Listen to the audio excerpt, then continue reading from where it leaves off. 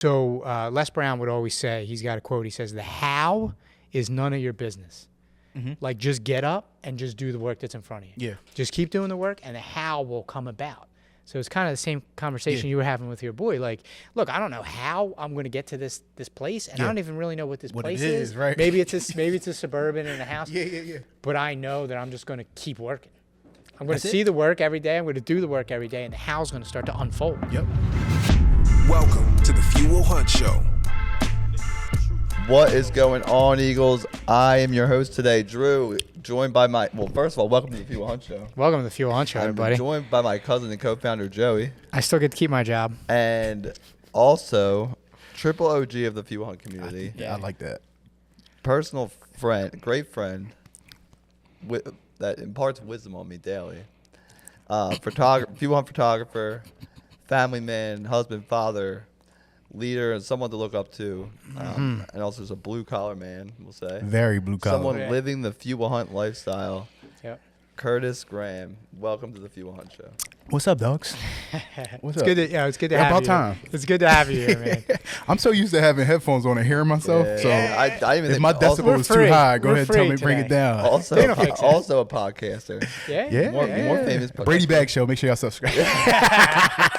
Listen, as we move through it, just plug. Yes, Potentially a more famous podcaster than we are. I think so, actually. We're trying. Actually, more famous and probably better.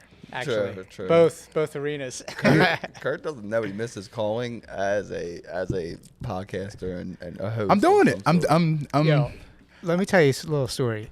Two people that I went to high school with, right, ran into Curt randomly over the past 3 years or so, right? Just randomly. Yeah. And I think they recognized you or you had Fuel Hunt on. And these people sent me DMs, and they were like, I just met Curt. And I'm like, and they, dude, I could tell from the text, they were just in awe and inspired. What a nice guy, so courteous, Courtesy, nice dude, Courtesy, so down to earth, raving about Curt. So he's missed his calling. And I think you were going to say, were they like, and your partner Drew is a real ass. Well, they don't know you. I wish I knew you were talking about because one was Meg. They told Kurt.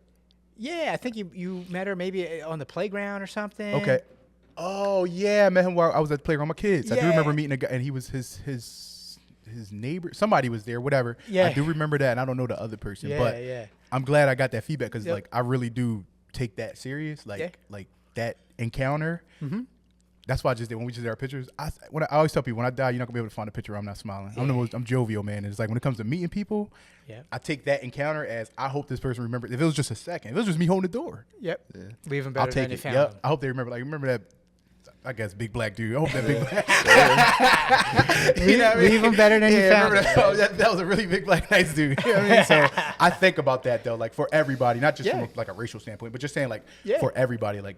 Every encounter you have, be memorable. You know what I mean? It's like, for sure. Or you'll be forgotten. That's how I look at it. I feel like you said jovial. I think that's a good word to describe you. I lean into it. I'm jovial. I think a lot of times when people meet somebody like that's jovial, they think oh, well, this guy's got it easy. You know what I mean? I think people are inclined to think that oh, he walks around that happy so much that things just must be easy for him. It's a choice. Yeah. I think it's a choice to just live in the light, right? Like live in it. You know what I mean? You can live in those clouds or you can find that good spot. There's a good spot everywhere. It could be raining all over, but there is somewhere where you can get a little rain, right? You might be in the eye of the storm. Live in it, dog. Live on it. Never ever show people, you know what I mean? If you're having a hard times with that, sometimes I say fake it till you make it. That's how I look at it. You never know when I'm having a good day or a bad day. Fake it till you make it. Like you'll never know with my kids, with whatever. They don't know if we're doing good, bad. They'll never know. Yeah. Because I'm always going to seem and that's not you're not suppressing it or nothing like that. It's just I'm choosing to look strong until I feel strong, right? So that's how I am with every day I wake up. You don't know. I was just arguing with my wife not arguing. I'm trying to get a motorcycle, and then we just had this whole. Wait, you're trying to get a motorcycle? Come on, man. It's the last thing I really want in life. Nah, I had a sports bike back in the day. I'm going back to a cruiser. And okay. Come on, man. Relax. Get on with your show. Get on with your show, man. Don't talk about personal life. Oh, man. Good thing I don't think Millie Mill listens to the Fuel Hunt Show, so I'd be she don't listen to this one. Yeah, I know she is. Yeah, well, in that case, I think it's a bad idea that you're getting a bike, Curt. Curt. I think you should not. I think you should throw that dream away. If I have a list of things Curt doesn't need in his life right now, nah, man, I'm mature. It's a material thing, but it's something that I've been wanting back in my life, or whatever. Yeah. So you work hard, man. You work hard. I do. It is a time and a place. She may be a little bit right, but at the same time, sometimes. What I would Put like a bow on that. That was good. What I would like to come from this episode is some of the wisdom that Curt imparts on me on a daily basis. Like Curt is a year older than me, but for some reason, you're old head. But for some reason, we have conversations like he's my wise sage in life, and it makes me think about things from the perspective that I sometimes am lacking. So maybe the few now we'll be able to understand where some of my wisdom comes from. But anyway. There you go. I have an old soul, man. Yeah, that's what it comes from, just an old soul. That's the truth. Old soul and just wise people that I've encountered. You know what I mean? My uncles, my grandmother, my mother. Yep. You take the same things they given you and you just give it to others. It worked for me. Seemed like we cut from the same cloth. So it was like, I'm just passing it off to you to see if it helps you, because this thought process helped me. So. And I was telling Joey before the show, like a lot of times, like we just end up talking about things, and then other times you'll call me and you'll be like, yeah, what do you think about this? Like, you know what I mean? So it goes back to rule number 11 of the few. Do you know what that is, Curt? You are who you hunt with. Actually, rule number 11 is restore the dignity of hard work. No, it's you are the hunt with. You are who you hunt with. Always thinks that I like one day a post will go up and we'll be talking that same day. He'll be like, yeah, what you read the post from today? I'd be like, no, like, if you got it, you got it, right? If you don't got it, you don't got it. You're like, it's on me and it's in me. I don't need to know all the rules. In some way, they probably already exist in my own life. Yeah, number 11, you are who you hunt with. My bad. I changed it. Yeah. How many rules are there? No, 11. Technically 10. 11. Bonus, yeah, 11 is bonus. Going back to choices, though, you were saying it's a choice to be jovial, to be happy, to live in the light instead of being burned by the darkness. I think it's also a choice to absorb the wisdom that you come across from other people, because a lot of people, maybe they don't want to hear it, or they just let it pass. They don't realize how much of a gift it is. So the fact that you're able to make that choice to absorb it and then not only use it for yourself, but serve others with it and giving it to Drew, testament to, to who you are. I'll probably say this like 10 times today, but like my mom would always say, like, you're never too old to learn and never too young to teach. So, and it just kind of puts you in that student spot a lot, where it's just like, it doesn't matter who you are, how much experience you got. Like, I'm always willing to be a student to something. I could be the more seasoned photographer in the room, but if I like this kid's work and whatever, like, show me what you know. Like, so it's just like with anything, that life, just, I tell everybody again, I've learned more from fools than I did from successful people. I've learned what not to do in life just from looking at people make mistakes. My mom, drugs, stuff like that. Like, she's open about it, whatever. But, I never, no drugs, never smoked weed, never did, like, went down that road, because it's like I kind of just learned, like, all right, it's just not a great path to go.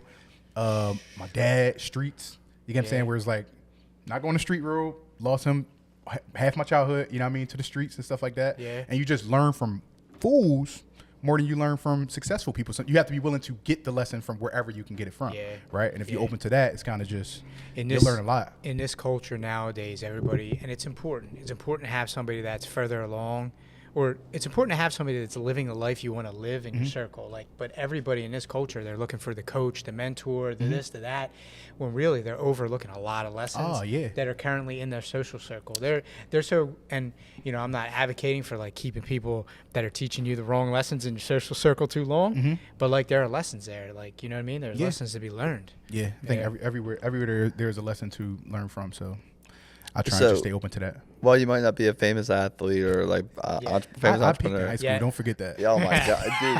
The only guy I've ever met that wears his high school. We FaceTimed him one time. He is wearing his high school Letterman at 35 years old. It's my smoker's jacket. I'm like, dude, you gotta retire. Someone tells me that I probably look good on him still, dude. When we won the chip back in the day, we all knew. We said, get it bigger, because we're gonna be bigger men when we grow up. So now I'm like in my days where the jacket actually fits with a hoodie. Yeah, that's what I'm saying. So like, I still have my Letterman, but it's hanging in my closet. Where did you win the championship? Your best response ever was some of us peak in high school. Yeah. He said that to me. He was like, "Well, Curt, some of us peak in high school." Does Simon still wear his?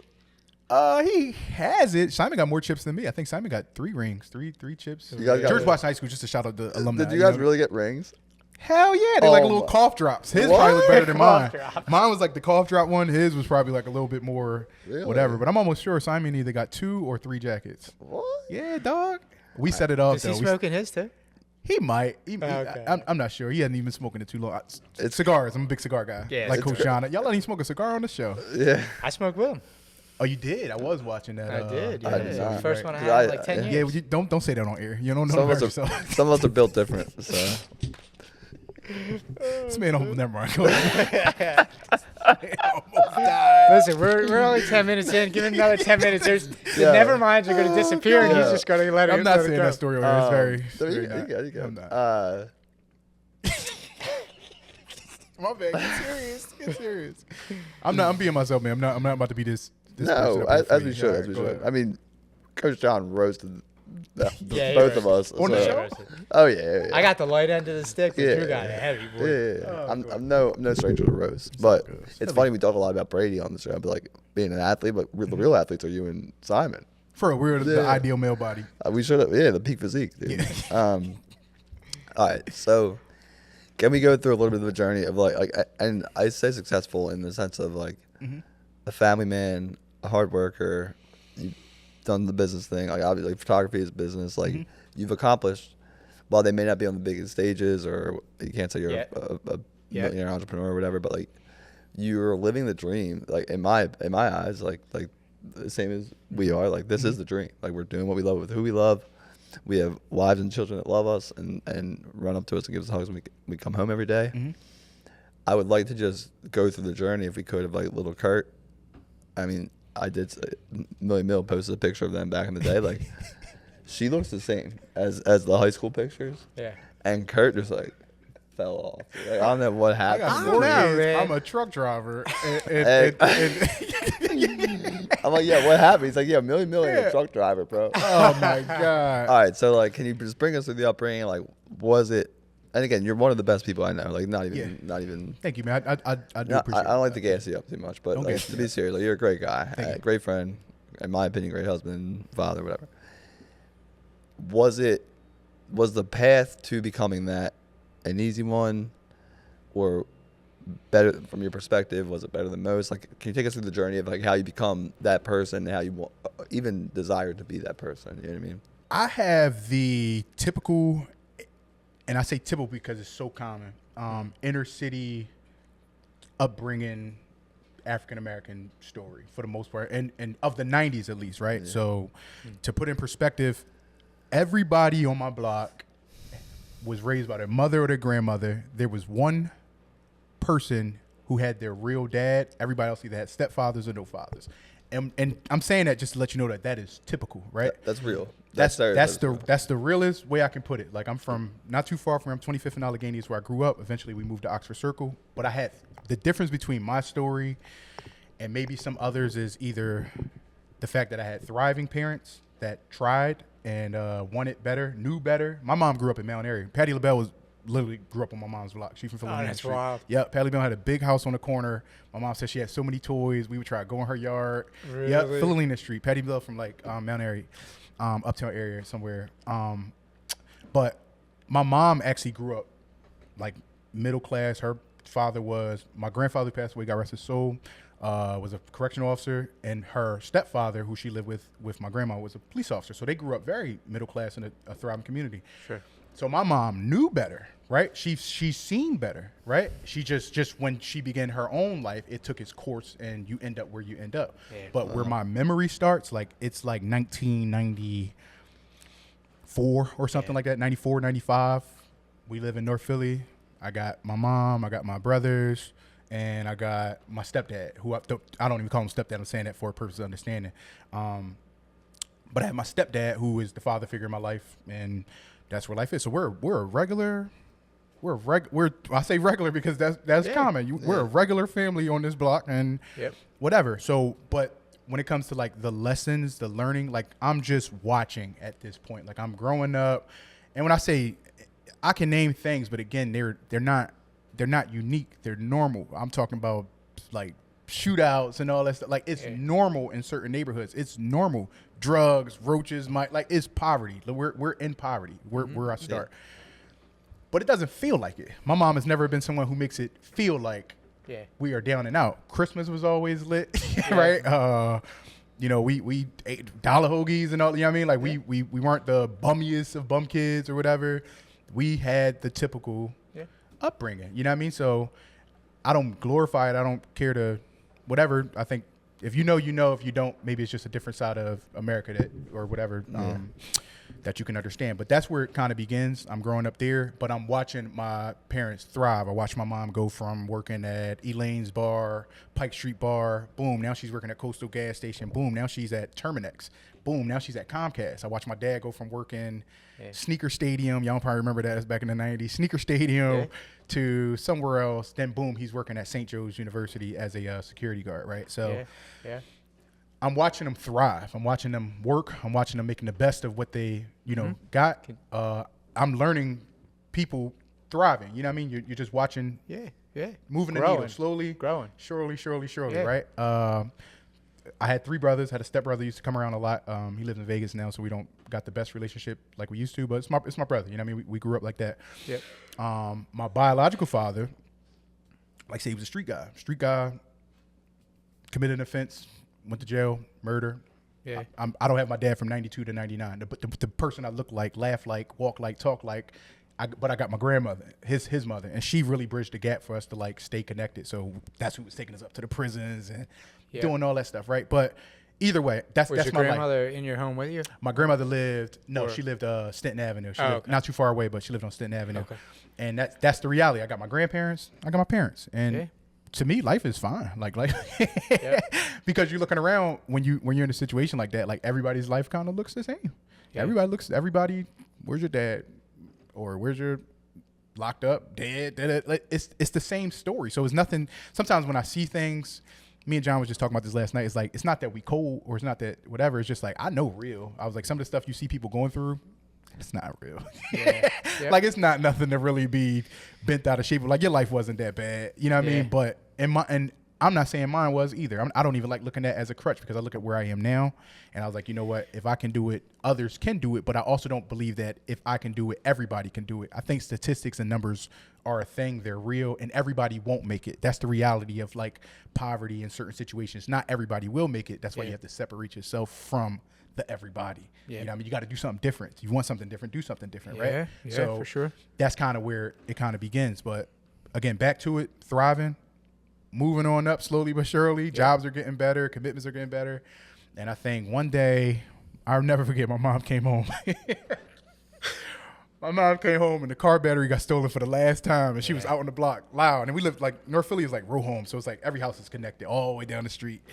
And she was like, she on the block screaming. She opened up, she go to start the car, can't figure it out. And she like, that's it. I had enough of this. She was like, a year from this day, I'm out of here. Right? And literally, man, a year from that day, one day we woke up, my mom was just like, we moving. We're leaving. We were moving up to Oxford Circle. It was when I moved to that block, it was nothing but the fire marshal living on the block, Mr. Great Doherty. Northeast. Greater North. It was the Great Northeast. And I couldn't. Like we got up there. It was just blue collar. Septibus, Miss Brandy, Fire Marshal, Mr. Doherty, 3 other police officers. It was just thriving middle class people. You're like, we're rich. 53,000 the house cost at that time, right? It was 53 grand. Yeah. My mom had just got a new car right after we moved in. Like it was like I was like, yo, we really like out the hood. It's so crazy. I was at Castor and Erie. Yeah. So I lived there for up until 3rd grade, and we had the same moment where our car got broken into 3 times in 1 week. And I remember my mom, my dad saying, that's it. We out of here, right? We're out. Like, that's it. We're out. Like, it can't. The catalyst moment for you sometimes. That's it. Yeah. You know, and I remember that moment and thinking, like, wait, like, I was still getting beat up on the way to school, but still, like, it was kind of like my thing. Like, Piccoli was around the corner, like the rec center and everything.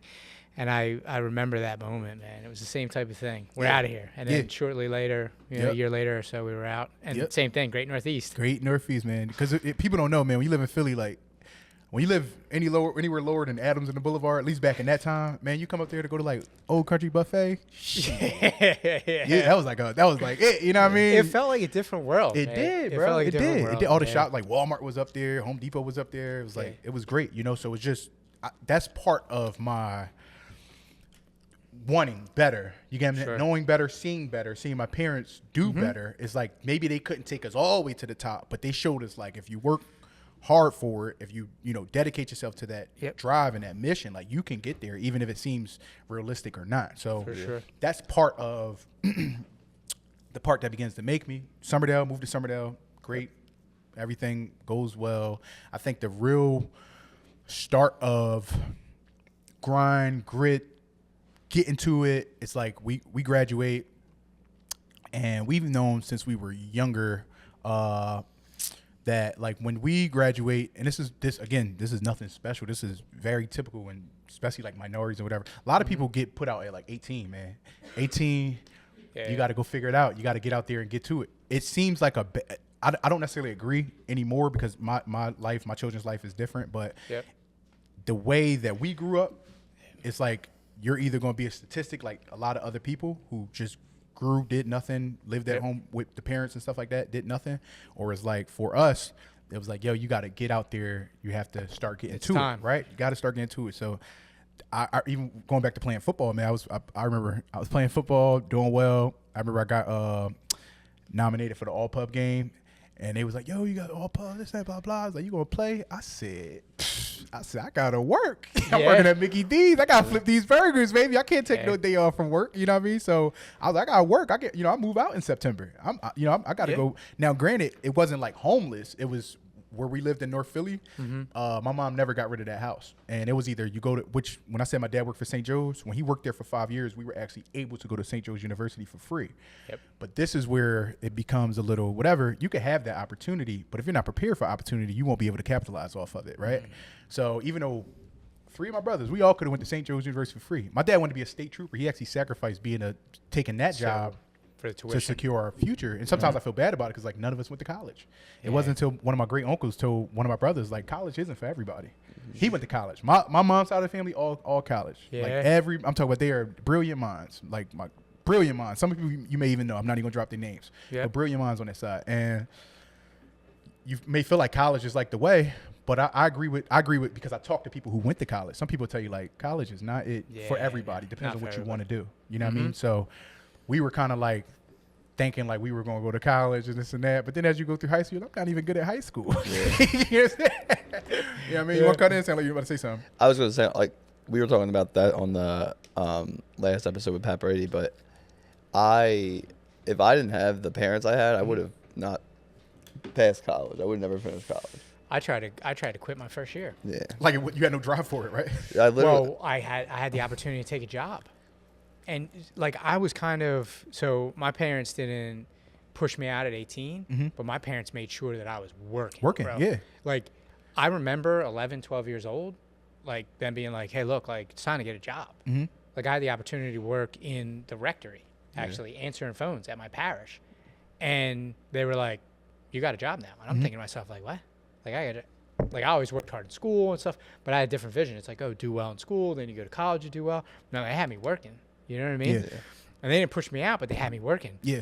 So, once I got to college, I was like, this is the biggest waste of money I've ever. I'm like, why am I doing this? And I tried to quit. My mom kept me in. Yeah. Thankfully. It can be, I feel like it can be of use if you can get it done and have it just on the back burner or in your back pocket just in case it's something that you need to get to. Great. Yeah. Do I think if you I feel like my view is this: if it's not like lawyer, doctor, something, don't go to be sports medicine or was it sports management?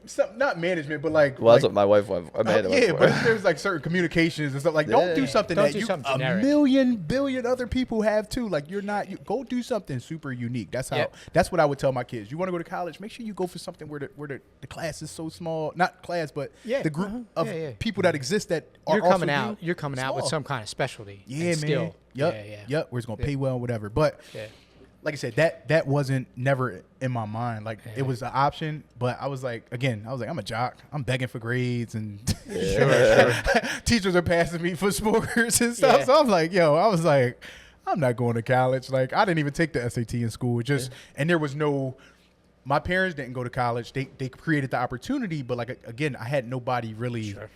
Like my mom is focus on like, keeping us afloat, and my dad focused on keeping us afloat in that neighborhood that we're in, and their jobs, and they were like moving up. Like if you look at it like a ladder, like you said, they're like moving up rungs. Like you take your eye off the top, you slide down those rungs. So they're trying to just keep you on that rung. Yeah. So homework wasn't getting checked, and report cards was coming in like every 5 months. You know what I mean? I will say too. I mean, you're one of the only people I know that's like married to their high school sweetheart. Man, it's not common. I don't know. It's very. Some people can't even do relationships, but I'm getting to that. It's funny because, like I said, when I moved out, like that's where my journey kind of began. So did you go? So you went back to the house? I went back to the house that I grew up in because my parents was like, well, you can't live here for free, but what we can do is you go live there. And we had a dirt cheap rent. It was like $200. Yeah. Just you or did me and Camilla came with me. Camilla came with me. Yeah. I'm not gonna go into her business, but cardinal sin. So she came with Cardinal sin. You don't leave the house. Her parents were thrilled. Cardinal sin, bro. I don't want to put. She could share her story one day. We'll have her share her side. But yeah, it was on the list. It was never supposed to be done, but I think her thing at the time was just like long distance ain't gonna work. It's either we in or we out, and like there's nothing from that point that exists within me like without my wife. Like my wife is like that's my partner in crime. Everything I do, all my success. I don't have success without my wife. I don't have, and I'm not saying like I'm not somebody. What I'm saying is every step from that step that we took right there, it's together. Everything we do, the jobs we took, the roads we took. Everything is a team. Like I had a team from there. Like I had a teammate, and that made the journey. It's not that it made it easy, but it just I don't know how to explain that one. It just made it. And I say that to Amanda all the time. It's like I cannot accomplish the things I've accomplished without you. Yeah, like you give me that that foundation. Yeah. Like I feel like that about a lot of the successful men and entrepreneurs I meet. They have a solid. You could try to look as macho as you want up here. You know what I mean? Most successful men probably have a very good backbone as a wife or a partner by their side, whatever. But they may not always shine the light on it or whatever. But I'm proud of my wife. You guys, you know what I mean? It goes back to what we were talking about in the last episode with community too. It's no different. It's the same thing. You had a community of one with you at the time. You know, it was you two, and that's that. And I'm forever grateful for that too. Like not every man gets that. No.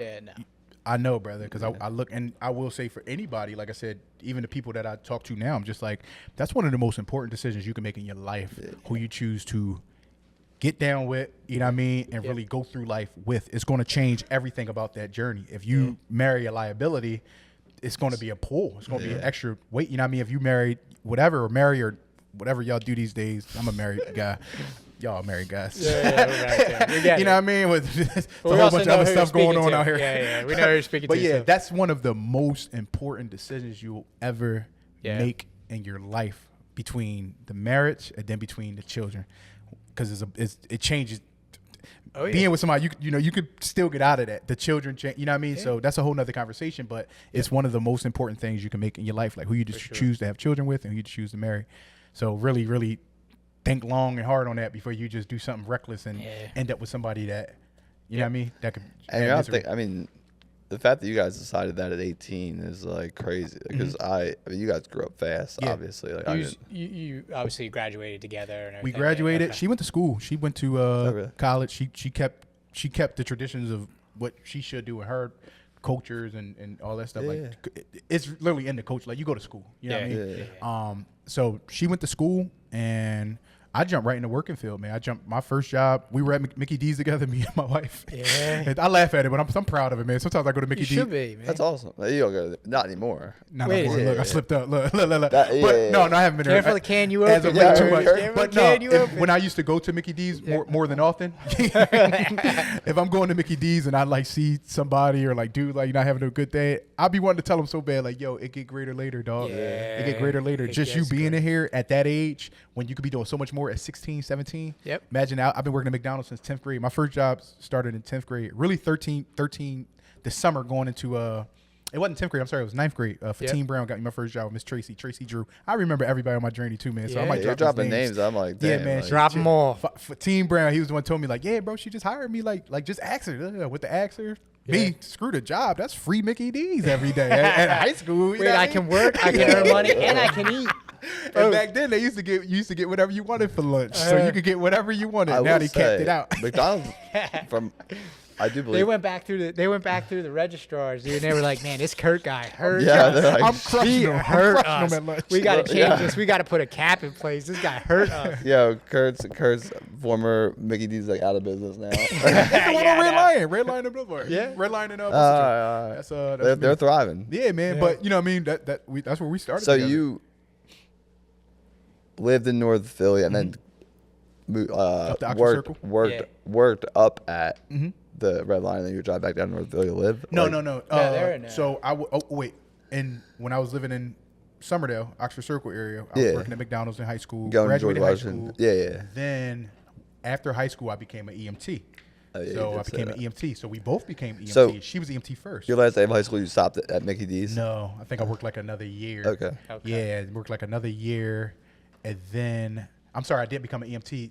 By 19 years old, I'm in a warehouse. Like I'm the youngest kid in the warehouse. Yeah. There's nothing but old dudes who was locked up, upgraders and it's just like I'm the youngest guy in this warehouse throwing cases at Cedar Farms. Yeah. So it never since 9th grade, which I always tell people, it's like that's why we could joke about how my body feels tired. I've been working hard since 9th grade. In the summer times, again, my Uncle Will, God rest his soul, but that's where my work ethic comes from. I remember my brother would tell me, he was like, you may not be talented in a lot of things, but one thing you have is legendary hustle. Between my dad being a street dude, which you can learn, like I said, you can learn something from everything, even the fools. Back in middle school, I'm selling candy. My dad used to give me oils to sell, Muslim oils and stuff like that. So I'm selling oils. Get to high school, like, I can't remember, we were selling shirts. Like he always said, like, this is America, you got to sell something. Yeah. You get what I'm saying? He's not in the game no more, but even when he came home, it didn't stop. Like you can laugh at them dudes, whatever, but one thing they don't do is they don't work for people. Yeah. My dad was a cab driver, and on the side, he a typical Philly Aki boy. Like he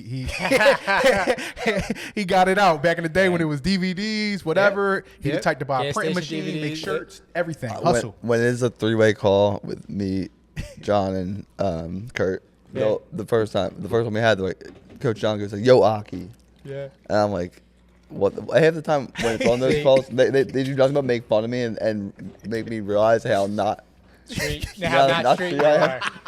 He's like, So, yo, Aki. I'm like, what's up? I'm like, what's that? I'm like, I think he's like, call me a name. Yeah. So now I changed our group text to Aki. Aki is just like Muslim way to say brother. Yeah. Aki. Yeah. But my dad. So Aki. I had to Google it. So I grew up in Philly, but Yeah. I didn't have really like a how do I even say this? Like any black excellence around me until You wasn't invited to the cookout, bro. until I started working in a moving company. Okay. So my uncle got me a job at a moving company, one of the best jobs ever, right? And on that truck, I worked with white dudes, black dudes, Muslim dudes, Catholics, alcoholics, sober dudes, Christians, Buddhists. Dude, I worked with everybody. That's great though. One of the most amazing times of my life. And Yeah. that's where, so like, even when Coach John was on, like, there was a couple instances where you're like, wow, what's going on here? Like, a lot of, like, what I know. Learn from your, I brushing learned shoulders from, with other people. Just I learn learned from the moving truck. Yeah, It's man. funny. I always say that. So I had like a big brother who lived off of Stanton Ave. Yeah. He was way out Cliff West. Shout out Cliff West. He used to like he called me. He just called me Aki. He used to take me to what's on Stanton there? I guess that's not Cheltenham Mall, is it? It's Cheltenham Mall down. That's not Stanton, but it's Cheltenham Mall, not too far from there. Like off Olney and Stanton. Not sure, but the only mall in that area is Cheltenham. Cheltenham, and then you got the Cedarbrook. He used to take me in there. Yeah. And he used to. You This is smell my like nephew. popcorn and This is Mrs. my- Fields. This is and we used to go. Yeah, we used to buy shoes, sneakers, and shit. And he used to be like, "This is my nephew," and he used to introduce me to everybody. Dude, it was amazing. It was one of the most amazing times of my life. So that's how I know what Aki is. It's funny. A lot of times I say like, man, like Parker doesn't know what it's like. Like I grew up in Mayfair. Like, like that was fucking. Yeah. Like it went. Now. Now, but like, you think it's like compared to where Amanda grew up, it's like different. Where's she from? Like Pine Valley. Like Okay. Right. Oh. Right. So, but it's like I tell her stories of my like, not hard, but like my version of like, life, and she's like, "Oh my god, like that's way different than what I did." Right.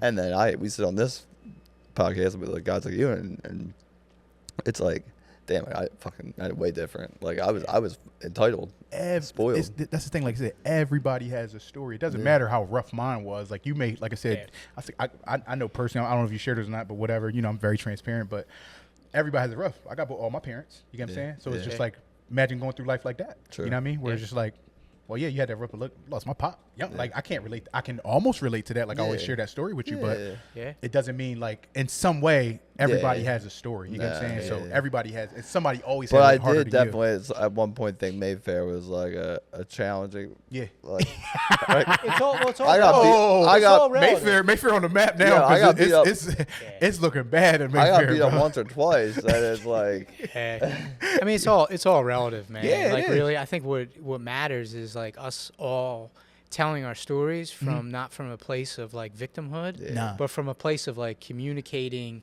what it was like and how it shaped us, because we can all learn from each other. Yeah. It's kind of like going back to the student thing. Yeah. You know what I mean? It's the same type of thing. So you and Millie Mill. So you guys graduated high school. You cart down to North Philly. And you're like, it probably felt like a honeymoon at first. me ask you- Was that like a honeymoon phase? What you about to ask? 'Cause I feel like you about to ask me something funny. No. What, Curt or No, Joe? go ahead. I like this honeymoon thread that you're So you're in working. your honeymoon phase, right? Yes. And then you're working at Mickey D's, and then you move on up to the EMT, to then the warehouse. I go to the warehouse. But you got to go to school to be an EMT, right? So it was Mickey I'm not an D's EMT yet. I go Okay. to the warehouse. I'm working at this dude Anthony, whatever, Greek guy. I forgot his name. Anthony. We went to high school together. Yeah. He came to the house one day, and I was telling him, asking him about where he worked. Said he worked at this place, Cedar Farms, up here in Southampton Road. Yeah. And he was like, I was like, hey, you know, are they ever hiring this and that? And he was like, yeah. I was like, what do they make? He was like, $10. I said, $10? I'm making $7.15 at $6.50. $6.50 was the minimum wage at the time. I'm like, $10. You know what I'm saying? I'm throwing the numbers in my head. Plus probably benefits. I'm like, yeah, benefits, $10. It was, but he was like, it's overnight. I never worked overnight, and I didn't have a car yet or whatever. So, I'm like $10. I was like, bro, count me in. walked there. Count me. I walked there, right? Count me in. So I talked to this dude, Mike. I go up there and this is first time working for Greeks, man. If you never worked for Greek people, you don't know oppression, boy. Because all you hear is my locker, my locker. I don't even know if that's a bad word. It definitely was bad. This my locker. This my locker. That's all you hear. They in there running that joint crazy, you know. So I get in. I'm up at Cedar Farms working overnight, but still thriving. I just jumped from $10. I mean, from $6.50 to $10. I mean, that's a big come up for where you're at. 40 hours a week. Yep. Do you have benefits at McDonald's? Heck no. McDonald's can put all the stuff they want on that wall, school program, this and that. Yeah. They running you for 40 hours, and you ain't gonna have time to do none of that. But no. Think about it. If you had benefits at McDonald's, what you making now? Yeah, exactly. You're gonna be making nothing. You're gonna be making like $4 an hour once they take all the stuff out your check. But in that day, shoot, $225 after 2 weeks was looking pretty good. You know what I'm saying? Yeah. So did the Mickey D's thing, got up in the warehouse, and I was like, I'm in the real world. Like, I didn't choose to go to school, so I'm in the working field now. You know what I mean? And you just... Do you have any kids yet? I don't have no kids yet. It's just me and Millie Mill. She's working at Walmart at the time. She went from McDonald's to Still overnight in school. stocking. Yep, she's going to community college So down in she's Philly. working overnight too. Yep, And she's going to school during the Yep, day. yep. And I'm and That is, you said like legendary hustle. Like took the words out of my head. I was going to say in the next pause. Like, no one hustles harder than Curt. I'm grinding. I Like know that is the truth. I'm like grinding. Behind what you see here, like the dude probably just like worked overnight, didn't sleep, like got up, like got his kids ready for school. Like the dude literally hustles hard. Yeah. Right now. For as long as we've known each other, like I've known that you had that legendary hustle because I could feel it. And the crazy thing is, I've only been in your wife's presence twice, I think. Yeah. Once at the dinner we had, and then once at, I think it was Bree's wedding. And I could feel from her too. Like I have like a radar for like hardworking people, and Like I a could feel. discernment? I could feel. I could feel it from her too. Yeah. Also an A1 realtor, dude. I've used it Yeah, myself. shout out. Yeah, Coming yeah. from experience. Oh, Shout out. She did tell you how. Yeah. She did. Yeah. Yes, she And did. sold Shout my out. house. Yes. Was it Camilla Sells Philly or Yeah. Oh, Camilla Illashaver? Look her you up. better get that There right. you go, Man. yeah. You better get that shit right. We gotta edit this in. Dane, edit this in. But yeah, she we both So she's doing working overnight too. She's working doing overnight, school. and Okay. somewhere in that time we get our first car, and it was a game changer, man. Because now I can't remember who was dropping off who. I think I was dropping her off, Oh my god. or she was dropping me up, whatever it was. Then I would get back to her job. I would sleep in the car. She'd get off. My boy would sleep in the car with me because he lived down. We were catching the bus up to Southampton Road. Yeah. It's all the way back Southampton Road. Yep. And he would sleep in the car with me. He would sleep in the car too. Yeah. And then when she get off, we would all drive back down North Philly. Because that's I mean, even by bus, that's a hike. Oh, yeah. What is it, 14? I mean, it's straight shot of the boulevard, but it's still a hike. Well, you got to get to the boulevard first because we all at 25th and Allegheny. So it's the 60, the sub. Yep. The 60 to It's a sub hike, dude. to Margaret, however it was, and then we catching the train. Catching the 14 up there from Frankfurt Terminal or wherever we got it from. Can't remember. I haven't been on something in so long. Couldn't pay me to get on that shit now. Yeah. The stories you see on that, he like.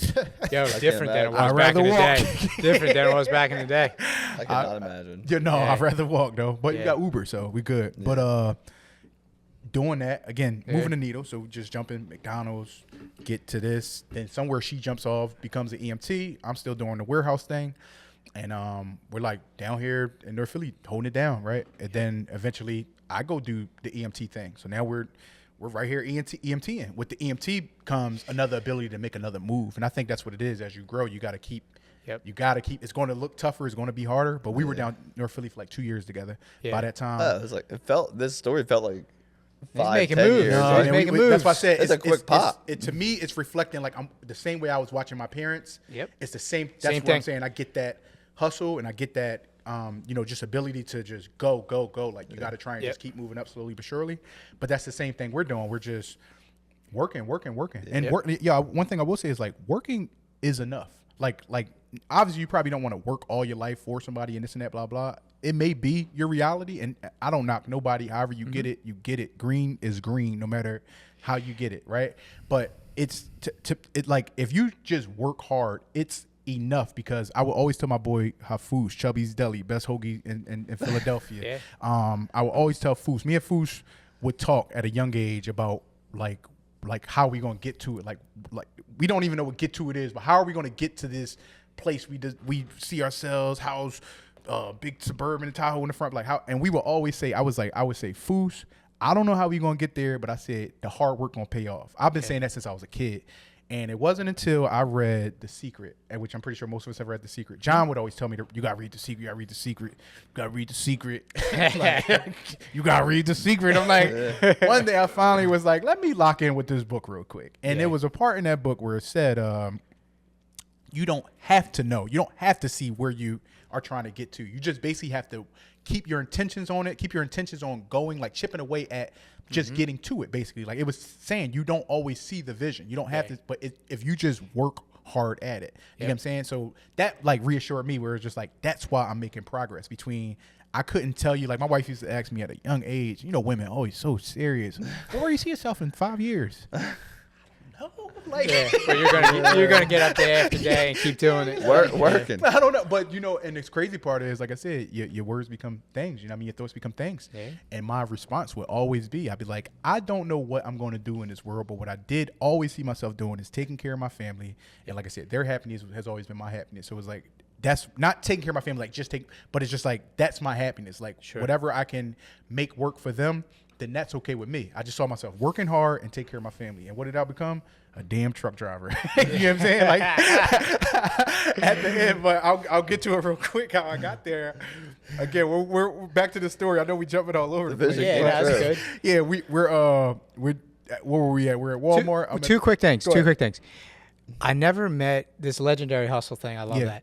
I've never met someone that has legendary hustle that simultaneously will knock hustle. Yeah. Knock somebody's hustle. You know what I'm saying? Like, for example, like dudes that have, like guys that have your work ethic, your father, that have that legendary hustle, they will never hate on somebody that's hustling. No. Ever. So they have that legendary side, but they'll never knock somebody else's hustle. For sure. You know what I mean? You can't. It's respect. Yes. It doesn't matter how you get to legally. At least I don't really agree with illegal. Well, yeah, of course, but legally, you know what I mean. That's why when I see people out there that are like tearing people down, that have legitimate hustles, they're like making people better and whatever, and they come on and they're trying to tear people down for the hustle. I'm like, bro, you don't get it. No. Like your work ethic does not even you can't even comprehend the work ethic here. So like this isn't even a conversation. It's enough for everybody to eat out here. It's enough work. If you want work, you'll find work. If that's what you're looking for, you'll find it. You know what I mean? So it's just like, it's no excuses, but it's no need to. There's no need to knock what somebody else is doing. If you don't know what to say, wish them the best. You will never be judged, criticized, knocked down by someone out there doing more than you, only less. Yeah. And that's for true. sure. Yeah. So that's the first thing I want to call it. Second thing, really important. Like I'm a big planner, and like I like to have a plan, and then, like I'm big on the how nowadays. Yeah. But when I was younger, to get to this point, like, and this is a Les Brown quote. Do you guys know who Les Brown is? Yeah, the dude, my man, well, the famous one he got. He's like an OG motivational speaker. Yeah. Like self-development, personal development guy, and he Pre-Jim Rohn? Around the same time he like studied Jim Rohn.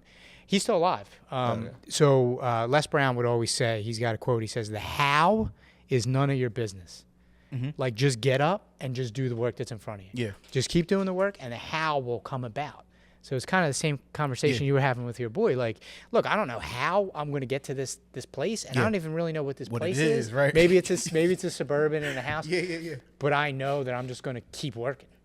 I'm going to see the work every day. I'm going to do the work every day, and the how's going to start to unfold. Yep. You know what I mean? That's it. So there are two things, I don't know why I can't think of Les Brown. It's legendary on Instagram. And Les stuff. Brown, I will not quit until I win whatever it was. He's got that. He's got Make Know Your Vitamin. Okay.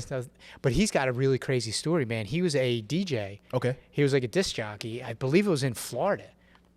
And the story of how he got his first on-air gig is so wild. Yeah. He like harassed the guy that owned the radio station for like a solid year. It could have been maybe 3 years. I don't know.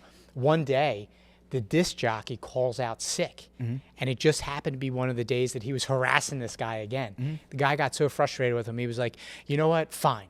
Come in. Yeah, I'll give you 20 minutes on the mic, blah, blah, blah, blah. Les was like outside the studio at the time. He came in and he had been rehearsing what he was going to do. And this is back in the day when like the DJ, the disc jockeys, when they took the mic, it was more like spoken word. Yeah. You know, so he had been rehearsing for so long. He got on and he lit it on fire. And then that was the start of his big thing. Les Brown, look him up. But he says the how is none of your business. And I always felt that was powerful. It didn't really resonate with me. Sometimes things don't if you're not at that level yet, right? You know what I'm saying? Then it started to. Yeah. Then I looked. Hindsight. You look in the rear view. You're like, that made sense actually because I did that. You know. But so, back to the story. EMT come up. Oh man, we she jumps off. She becomes an EMT. Eventually, I jump off. I become an EMT. Now it's like, oh, we a power couple at this time. Where it's like, yo, we can get up. Were you on the boat? Were you both on the same bus? Were you driving and shit? Like it's weird. You would think because you'll talk to somebody that's 35 and you ask about something that when they was 22 and they'd be like, I don't even. Like, how do you remember? It was that. Now we're at that age where it's like, damn, what was it? I gotta access it. That'd be a badass part of the story, though, if you guys are like power. But same company, same company. No, she was at Patriot. I was at this company called AmeriQuest. And, okay, so you weren't on the same. I went to EMT school. She was already EMTing. Yep. And jump out of EMT school. I'm calling places, can't find nothing. One day I saw this nice truck. It was nice. I was like, no way they'd hire me, but let me try, right? Yeah. So called the number on the side. This lady Joanne picked up, and I know I'm dropping. You know why I drop names? Because it matters. It does. I'm not faulting you for doing it. I'm just like, how do you know the person picked up the phone? Because I don't. Because the same way I said to y'all earlier, every interaction I have with people, it's not that it's just I want it to be memorable to them, but I remember. I'm grateful. You get what I'm saying? Like I'm appreciative. Like I don't. Yeah. I appreciate everybody who helps me. Yeah. You get what I'm saying? Like I appreciate all my friends. I appreciate everything. Yeah. Everything, bro. Like I can't. I agree. I don't know. Like I'm grateful, bro. Like that's why I said, and you don't have to explain few will hunt to me. I already know. I know what the vibe is. I know what type of people. So you don't have to teach me. I already know, because when you cut from a certain cloth, it's like I get the type of cloth you cut from. That's why we still friends to the day. Exactly. Because if we didn't align, would you say you got the biggest axe in the game? Mine's bigger. You know what I'm saying? So that's how I get down. Whereas like the people that you see me with is like I'm grateful for them. Yeah.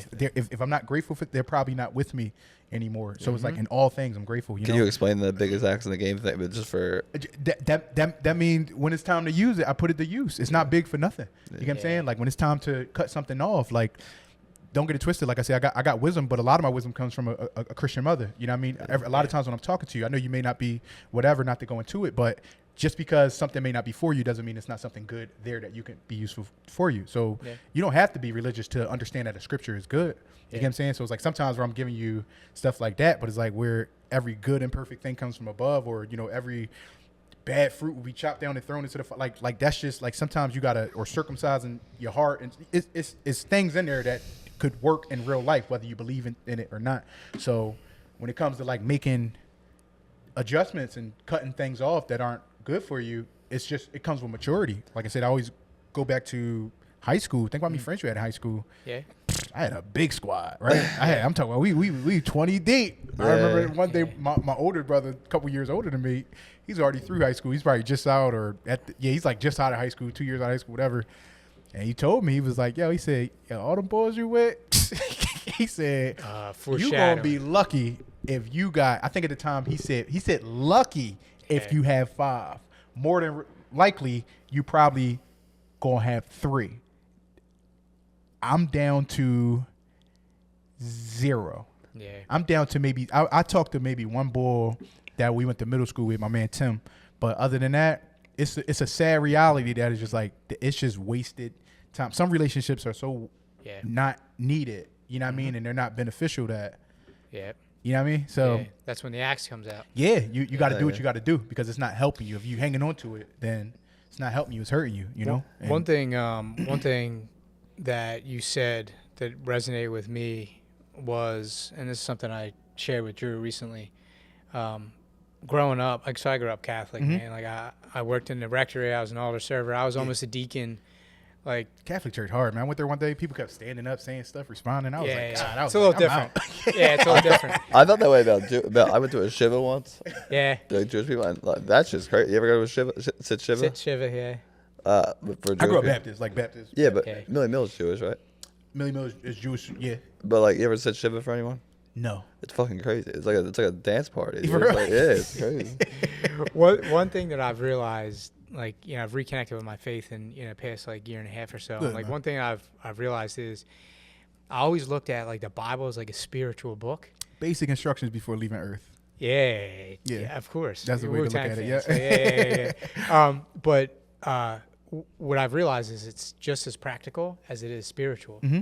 So like if you aren't there yet with your spirituality or your belief, there are practical lessons. You can read that like you would read a self-development book, and you can actually gain practical lessons from it. If you just went into it to just learn, like I said, I keep talking about fools. If you went to the Bible to just learn from all the fools of the Bible, you would probably learn something, you know what I mean, to take back into your life. But that's what the book is. It's a story of a whole bunch of fools. Yeah. That's like, it was a lot of fools in there. You get what I'm saying? Yeah, so it's like you learn most from like them and their mistakes and their stubbornness and this and that. So yeah, you don't have to be super churchy and religious for it, but there is some things in there that could really, really, if you got nothing else to comprehend from, I guess, you can learn things in there. And that's where a lot of my wisdom do come from, like my grandmother, my mother, but that's where they got it from. That's that's what they grew up on. So, and it's free. It's free game. Yeah, absolute free game. It's free game. It's there. Imagine calling the Bible a free book of game, right? That's true. No, it is though. Think about it. Think about it. It's there. It is. Yo, you go stay in a hotel. The book's there. It's in the Gideon. drawer. What is it, Gideon or something like that? It's there, dude. There's a story behind why it's you in walk, the drawer. You walk around Philly enough, you'll find some. They'll give it to you for free. They'll give you the book for free. So I'm saying it's free game. It's the original dude. free game. Free game. Free Absolutely, game. I agree with that. That's funny. All right, so let's bring it back. So you called the nice ambulance. Oh man, I got the job, and the jump went from all the phone call, like, or did you say come in for? Told her I just graduated from Star Academy and looking for a job, blah blah. But I think part of it is my character, not acting, but just even how you show up, how I'm in this podcast, how I'm on my Instagram. This is how I am in real life. I agree. I don't change. I'm not a tough guy. I'm not a bitch, but I'm not a, you know what I mean? I don't try and be more macho. You know, I'm around fighters every day. I don't act. I'm a competitor. Dudes always you've ninja choked me before, so I think we rolled before, but I'm a competitor. I like competing. Like, I wrestle. So much so that he will step in the cage with guys who do this on a daily. My man Cade is like, I'm 2-2 against this guy. Look, I keep trying.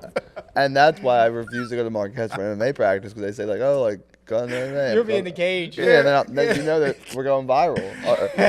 People on stocks plummeting. Yeah, but I'm not a, like I said, that's not me. You get what I'm saying? Like, and I'm okay with like showing people like, yo, you could laugh, you could be, you don't have to be this.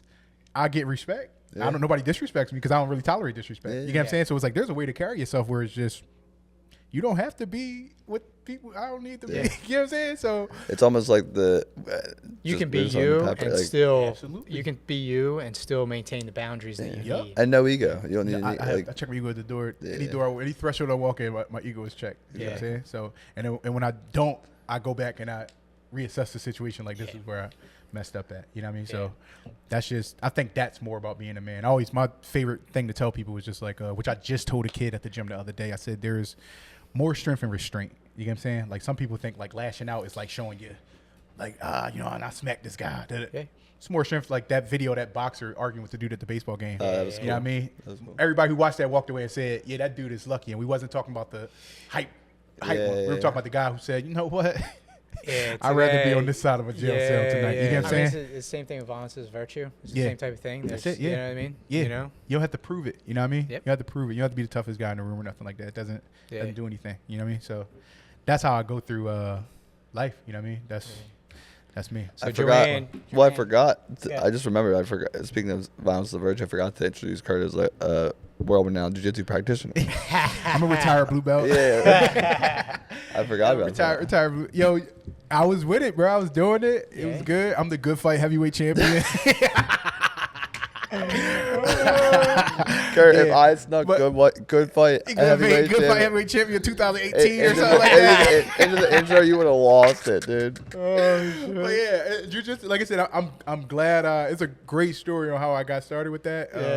I don't know if I can share it now or whatever, but long story short, Simon was doing it first. Yeah. Simon was doing it. He got to jiu-jitsu, and if you don't do jiu-jitsu, you're like, that shit don't work. You know what I mean? Well, I said I'm always so jealous you guys got started earlier than I did, but it's even like Sean had to get me into it. You know what I mean? Especially at that time, like, it wasn't so mainstream where it was like you had to have someone doing it that was like, yo, come do this with me. Yeah, you know bro. what I mean? Yeah. He was doing it, and I'm, at least back then, I was a much more superior athlete than Simon. So I would talk to him. We'd be talking trash and blah blah. Like, that shit ain't gonna work. That ain't. So you had a separate pie? Huh? One night. Yeah. One night we talking. Matter of fact, we made a deal. We were talking. I was like, yo, I said, all right, look. I said, I'll come down there.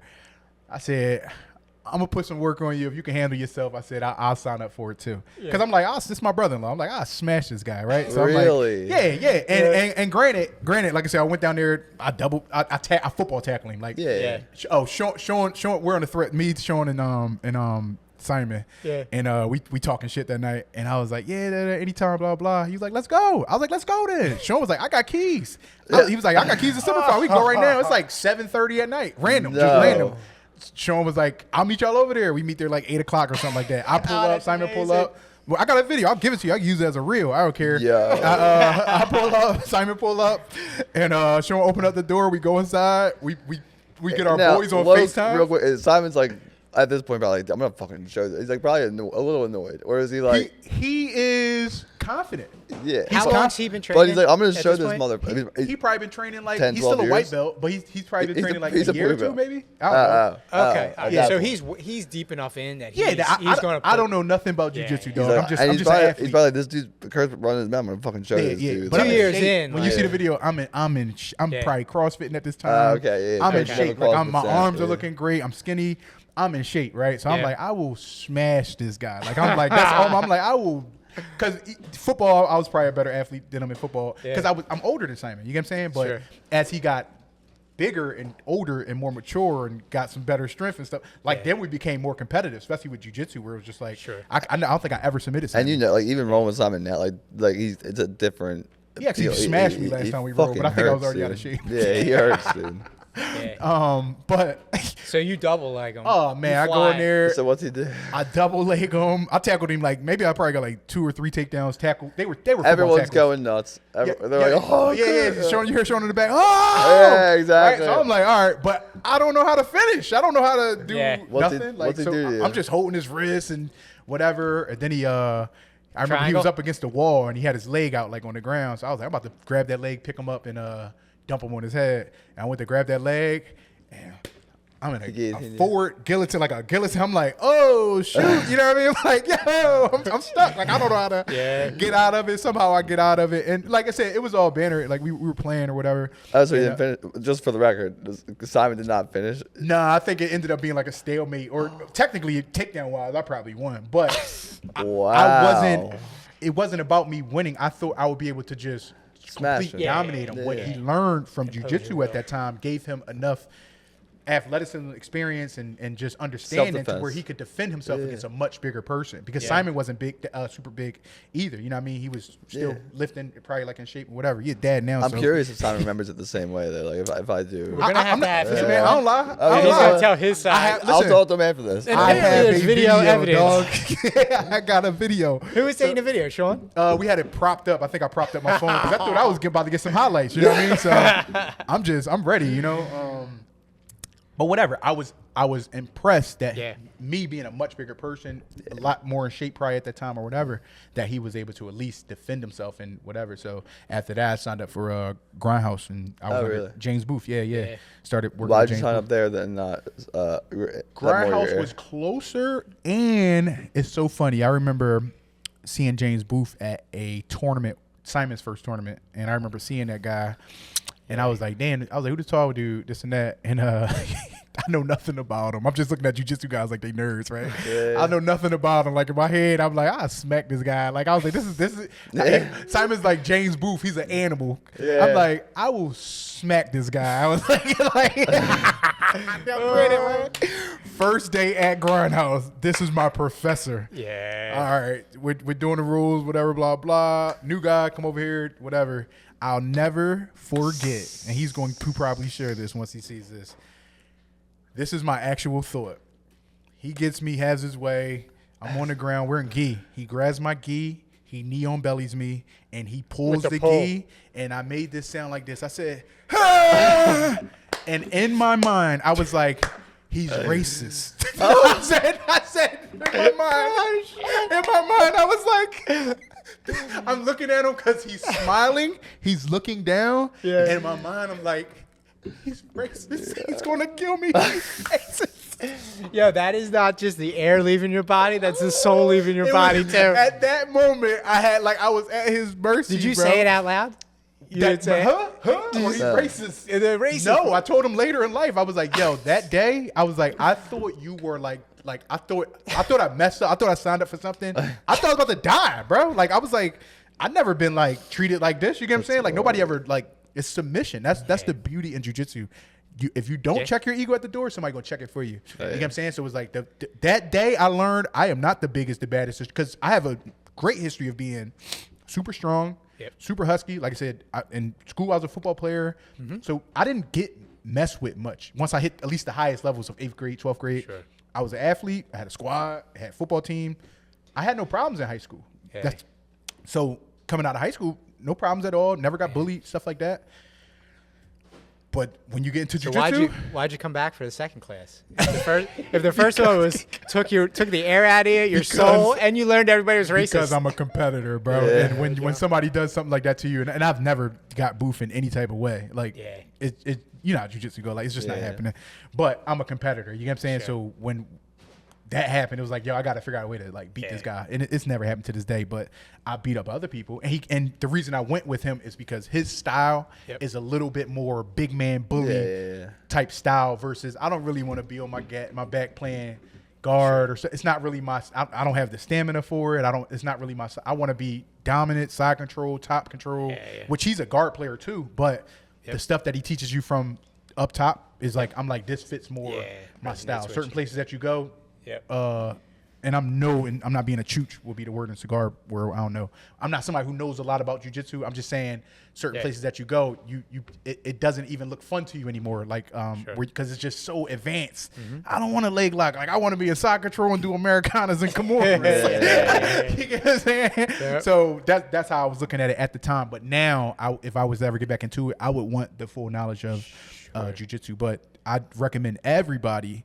Like I said, I made it to blue belt. I think that's more than enough to have out in the regular world. Like, but I do recommend it because it changed the way I look at combat. It changes the way I look with dealing with situations. Yes. Like when you can control a person, it makes such a difference. You get what I'm saying? It changes the way you look at people, but more importantly, it changes the way you look at situations. For sure. How when you enter a situation, you see how it can go. Yeah. And it changes how you behave in it, Yeah. even before you start to.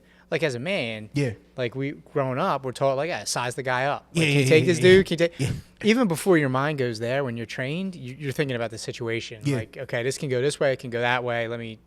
Before I even get to the person. Yeah. Yeah. I feel like everybody has a story like that. I got my first day. I was like 210, much heavier than I am now. Yeah. And I got triangled. I almost got put to sleep by like a 140-year-old kid, 140 pound kid. Yeah. And I was like, I need to know this. I need to know. Like I'm this. competitive, but I am so curious. Yeah, like, that's man. one of my things. Yeah. And I was like, I need to know this. Yeah. I need to know this. I need to know how this works. That's true. All right.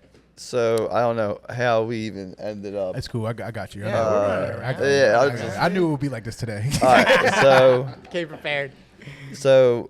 You guys are EMTs. Joanne gave you the job. I think that's where we left off. I'm right? moving on up, dog. I jumped from Moving on $10 to $13.50. We in business, right? Yeah. So at this point, it's like and crazy. I was just talking. Are there to kids yet? No kids 'Cause I yet. feel like as long as you've had, you're like You even know more me of a young parent. We've than known I- each other a lifetime, but not the longest of Yeah, time. even but- a younger parent than I am. Yeah. So like, yeah, we are moving up. And this is all my wife at this point. Her game plan, like we were just talking about this just now in that debate of whatever we were having about the motorcycle, but she's always had a plan, like for her life. Like so, we are literally operating off her brains at this point. Like we are just and she also was somebody who saw better. She kind of had it a little better, right? So it's just like in my mind, I'm like, getting to Summerdale or Oxford Circle would be nice. You know what I mean? Yep. Getting to Oxford Circle would be nice, but I don't know nothing really beyond that. I don't know about the greater Northeast or nothing like that. So it's just, she's like in her mind, she's probably trying to get back to there and beyond. Like she's seen her parents, get it here. Yep. Like I need to get back to there, and then from there we got to go, right? So in my mind, I'm like, all right, whatever. So it's interesting. She was willing. She must have really loved you because. I hope, to man. take a step. I hope. Look, we got some proof that she did. So It's we're interesting good. that she would take a step back willingly like that to. Yeah, I I don't know many people that would like yeah. choose to go from comfortability or a good brother, living to. when I say I was petrified, I'm like, we down in the trenches, right? And we ain't got no car at first, so she got to walk up the block, right? Past all the cat calls. Yo, white girl, right? So Wow. she got to go up the block to catch the 60. That's at the top of 25th and Allegheny. So I'm like, I just be like, yo, stay on your phone and don't get off the phone. Don't entertain nobody. Don't say nothing to nobody, whatever. I'll never forget one of the like top dudes down there was trying to talk to her. It was so nerve wracking. I had nothing to do but to call my pop and tell him what was going on. Like, yo, like, I don't know what I'm going to do. Like, what if he this and that? Yeah, my pop was just like, don't say none. If anything come out of it, like, just let me know. But nothing ever came out of it. He just was like, he probably just see her and whatever, just trying her. You know what I mean? So whatever, like it's just that, like, I'm like, it was nerve because I'm like, I know you're not from down here, which I don't think my wife came outside for 2 years, man. Like, but she was down for it till we got a car. Once we got a car, we was able to move around a little different, but everything was cool, bro. But we become EMTs. It's time to move. Like, it's time to get up out of there. We move all the way up to up Bustleton and Philmont. What the hell is the part? Petone Place Apartments. So I'm like, dang, like we got our first apartment. Everything good, bro. Got our first apartment. We slinging the rent. No kids. Everything's good, man. The dream. This is where I'm thriving. I'm trying to figure out, like, well, what next? Like, she just got her, I can't remember when she got a degree. She gets her degree. At some point, her parents open up businesses or whatever, a business. She starts working for her parents eventually. Everything's going good. on her end, like I got to figure out something too, because I'm not going to be a burden. Two, like I want to be an asset, right? Sure. So my uncle, I watched my uncle truck drive all his life. My uncle, you think I work hard? My uncle's the hardest working person that I know. Both my uncles, that uncle and my uncle that passed away, my uncle Will, did construction and stuff like that. And that's like where I really, until you did some construction work, until you went out and mixed some concrete in a barrel with a hoe, whatever that, you know what I mean? So until you did real hard work, you wouldn't understand, but that's what he did for a living, the old school way though. You get what I'm saying? So he taught me like really like just some of the etiquette of like doing certain things, whether it was like doing right by people when you do jobs. Sometimes you run across things after you accepted work and you want to double back and be like, you know what I mean? Like, hey, we ran into this. It's going to be a little, but you already honored a certain price. And he would just do it. He would fix it. He would always say, Curt, you do right by people. You get what I'm saying? Yeah. So it's just like, that's what I try and do. I can honestly say with a good heart, like I got no enemies. I got no enemies. I got nobody that can say I've done them wrong. It does, like if I did, if you see this, speak up. But for the most part, I do right by people, even if it means I'm taking a loss. Yep. You know what I mean? Just to end it on the right way. I always try to do right by people. Yep. And that's just some of the things he taught me. You know, the job ain't done till it's done. You know, just certain things you saw with somebody who does construction, and you know, you go back into people work and you see that they, what do you call it, a jackleg job, and then you fix it anyway, even though that wasn't even part of the job. It's just you saw it when you opened up the frame and got to the core of those things. It's like, you see this, that beam supposed to be here. So it's just, he showed me like a work ethic where it's like, if you're going to do it right. You know what I'm saying? If not, don't do it at all. You know, so that's part of why I also, and you know that from just jobs, like where I send you mad stuff, like just, it's more than what you asked for, but it's like, yo, Marty, you on the job, let's just do it. I hope you find what you need in order to, you know, have the success that you're looking for through this content or whatever. So that's why I do the things that I do, at least with the photography and at my own job. When we do stuff in my own job, I don't half-ass. People don't like working with me because I don't cut corners. Yo, just leave them, leave the empties, like empty trays for Papa John's, whatever. I'm like, brother, it's part of the job. Yeah, it's gonna make our job a little harder today, but it's part of the job. Like, let's just do it. You know what I mean? Plus, you start letting like little stuff like that slip. Before you know, your character changes as a person. For sure. You know what I mean? And that ain't good. Not the way to go. But to get back on track, I'm trucking. Like Stevie Wonder moving on up, like higher ground. Like I'm like, it's just we going. Like we are going. We're going, and that's it. Like I'm trucking. I begin this trucking career. Sacrifices. I jump over the road. Toughest days of my life being over the road. If you know a trucker and he's over the road, trust me, I don't care how that smile looks. I don't care how it's a tough job, brother. It's just tough to be. I always say the only people that can relate are people in prisons and probably the military, because it's a confined space that's mobile and you are away from home and you have no idea when you're coming back most times. Especially if you OTR. You don't know if it's a week, 2 weeks, 3 weeks. Sometimes there's a maximum, but sometimes, like I said, the first time I hit 3 weeks, I remember I cried. Like I was like, this is the third week out. Like it's dudes that be out months. It's dudes that it's a tough gig, dog. The wheels gotta be moving for you to earn. If the wheels ain't turning, you ain't earning, they say. You know what I mean? And it's when I say tough, there were times I left the crib, like, boy, like break down, like, because it's hard to leave your family behind like that, or you know, like you especially in the era of social media, you get to see what everybody else does on the day to day. I've never seen McDonald's was the last time I worked an 8-hour day. You get what I'm saying? From the warehouse, it was 10 hours. Trucking is 12 to 14 hours, 16 hours. Now, I don't even like to talk about the hours I work. You get what I'm saying? But it's brutal. You know, it's a great career if you want to get to it, especially if you got no children, no family. It's just you. I would advise any man that can't figure out something to get it going. Trucking is the way to go. It's like the classic blue collar, hardworking. Like everybody, grandfather was a trucker, right? But it's a very demanding. It's a sacrificial. It's a tough job. If I could turn back the hands of time, I would not do it. You get what I'm saying? Like that's how tough it is, because there's a reality that it's time or money. You get what I'm saying? Like if you got time, you probably don't got no money. If you got money, you probably don't got no time. And it's like trucking is like the worst of that. Like it's like you got money, but you don't have no time. You get what I'm saying? And you just wish you had the same type schedule like other people, you know? So but on the other hand, with the sacrifice, you could do powerful things with just a trucking salary. Like I've spoke to you about certain numbers. You're like, yo, that's actually pretty. It is. It can be solid. I do food service. It's one of the hardest forms of trucking. So I make deliveries to, I don't want to say my job. I probably, if you quote it, but if not, whatever.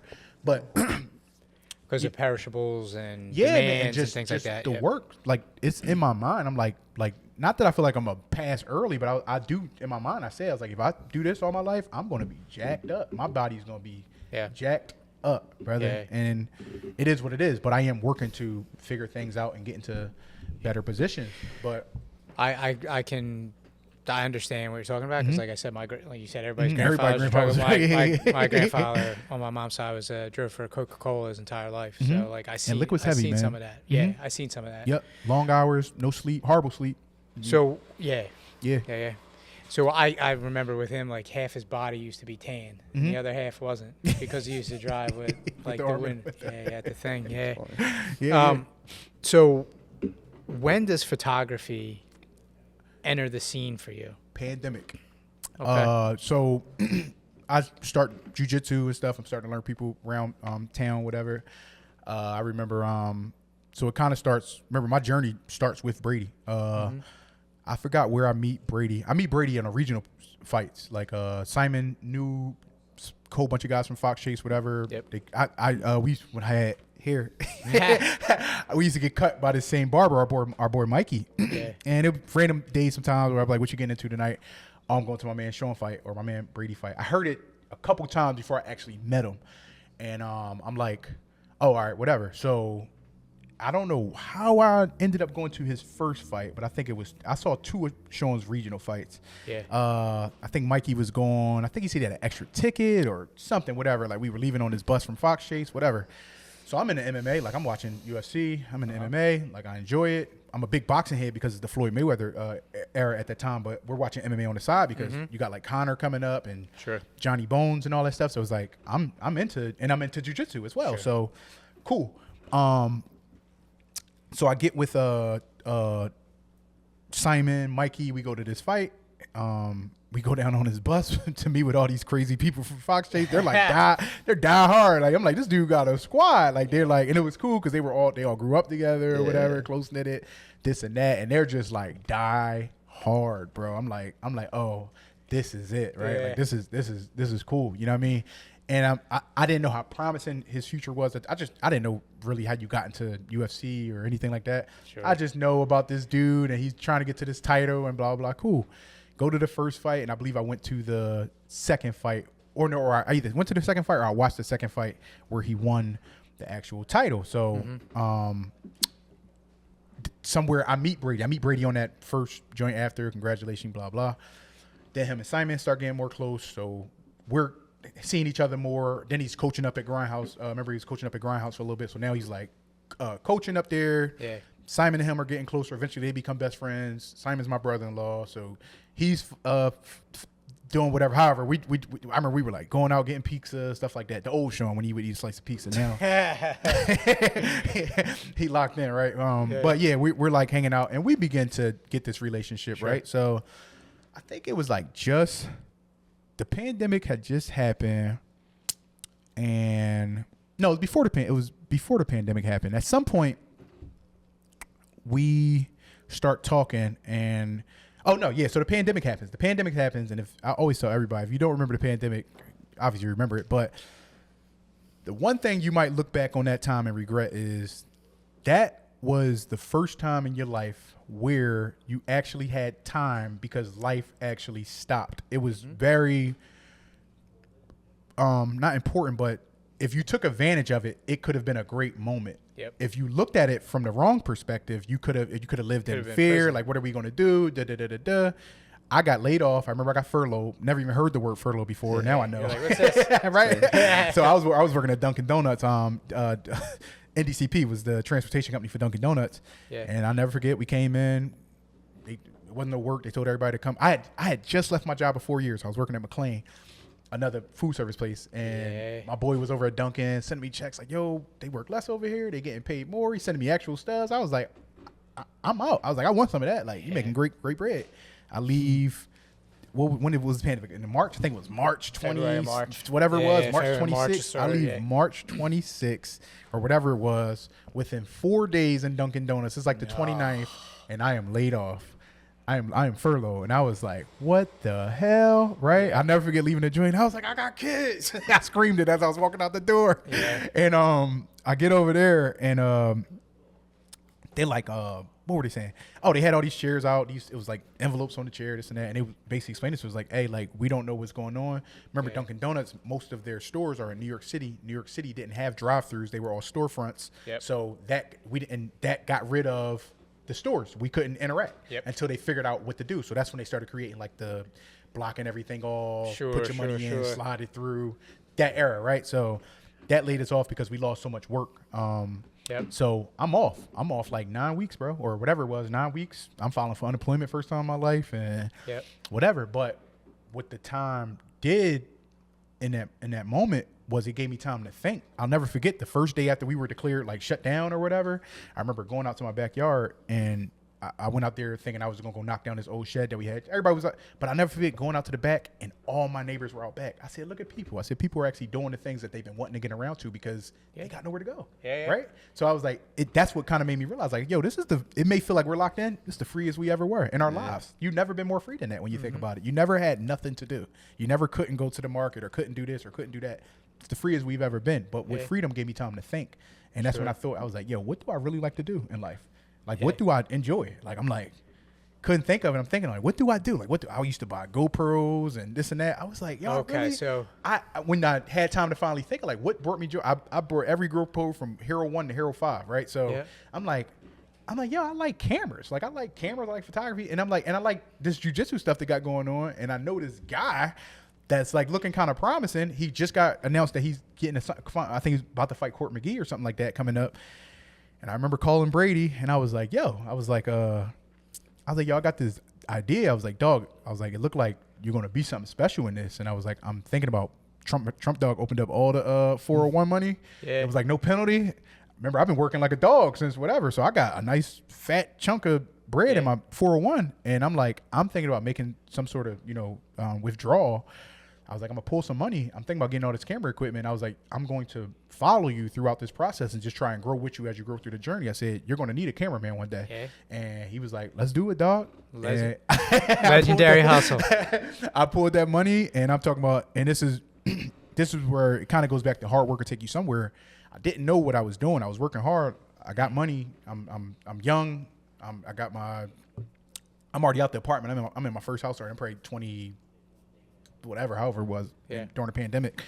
But I'm like, I worked hard. I got to this point. I got this nice chunk of bread. I pulled the bread, and I didn't have to start at the bottom. I started at the very top. My first camera is a Sony A9. He knows, you know what I mean? Like I started a Sony A9. I get the white lens. When you see any photographer with that white lens, he dropped some heavy bread for that. You know what I mean? That's like and that day was a $2,500 lens or something like that. So I get that. I get the 19-inch MacBook. I get my $2,300 24-70. I get the Peter McKinnon book bag. I got everything. I'm talking from the rip. You walk in, you thinking, oh man, full kit. I don't know shit about this camera yet.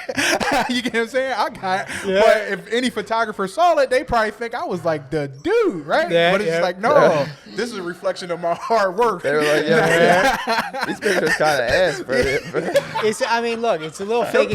When I go back and look, them pictures was ass for having that type of equipment, bro. You know what I mean? I'm on Sony. I got stuff that people, when you get into the world of photography, that's why you really got to respect it. Like that's why, even though, like, I know I gave my boy some good pictures over there because it's just, it's content, man. When you see these people, they're putting their all into it. They're making crazy investments, man. Like it's an expensive game. People always ask, like, oh, how much you can't, we don't even like to tell people that. Yo, how much is that camera? Because you're going to look at me crazy when I say this and this.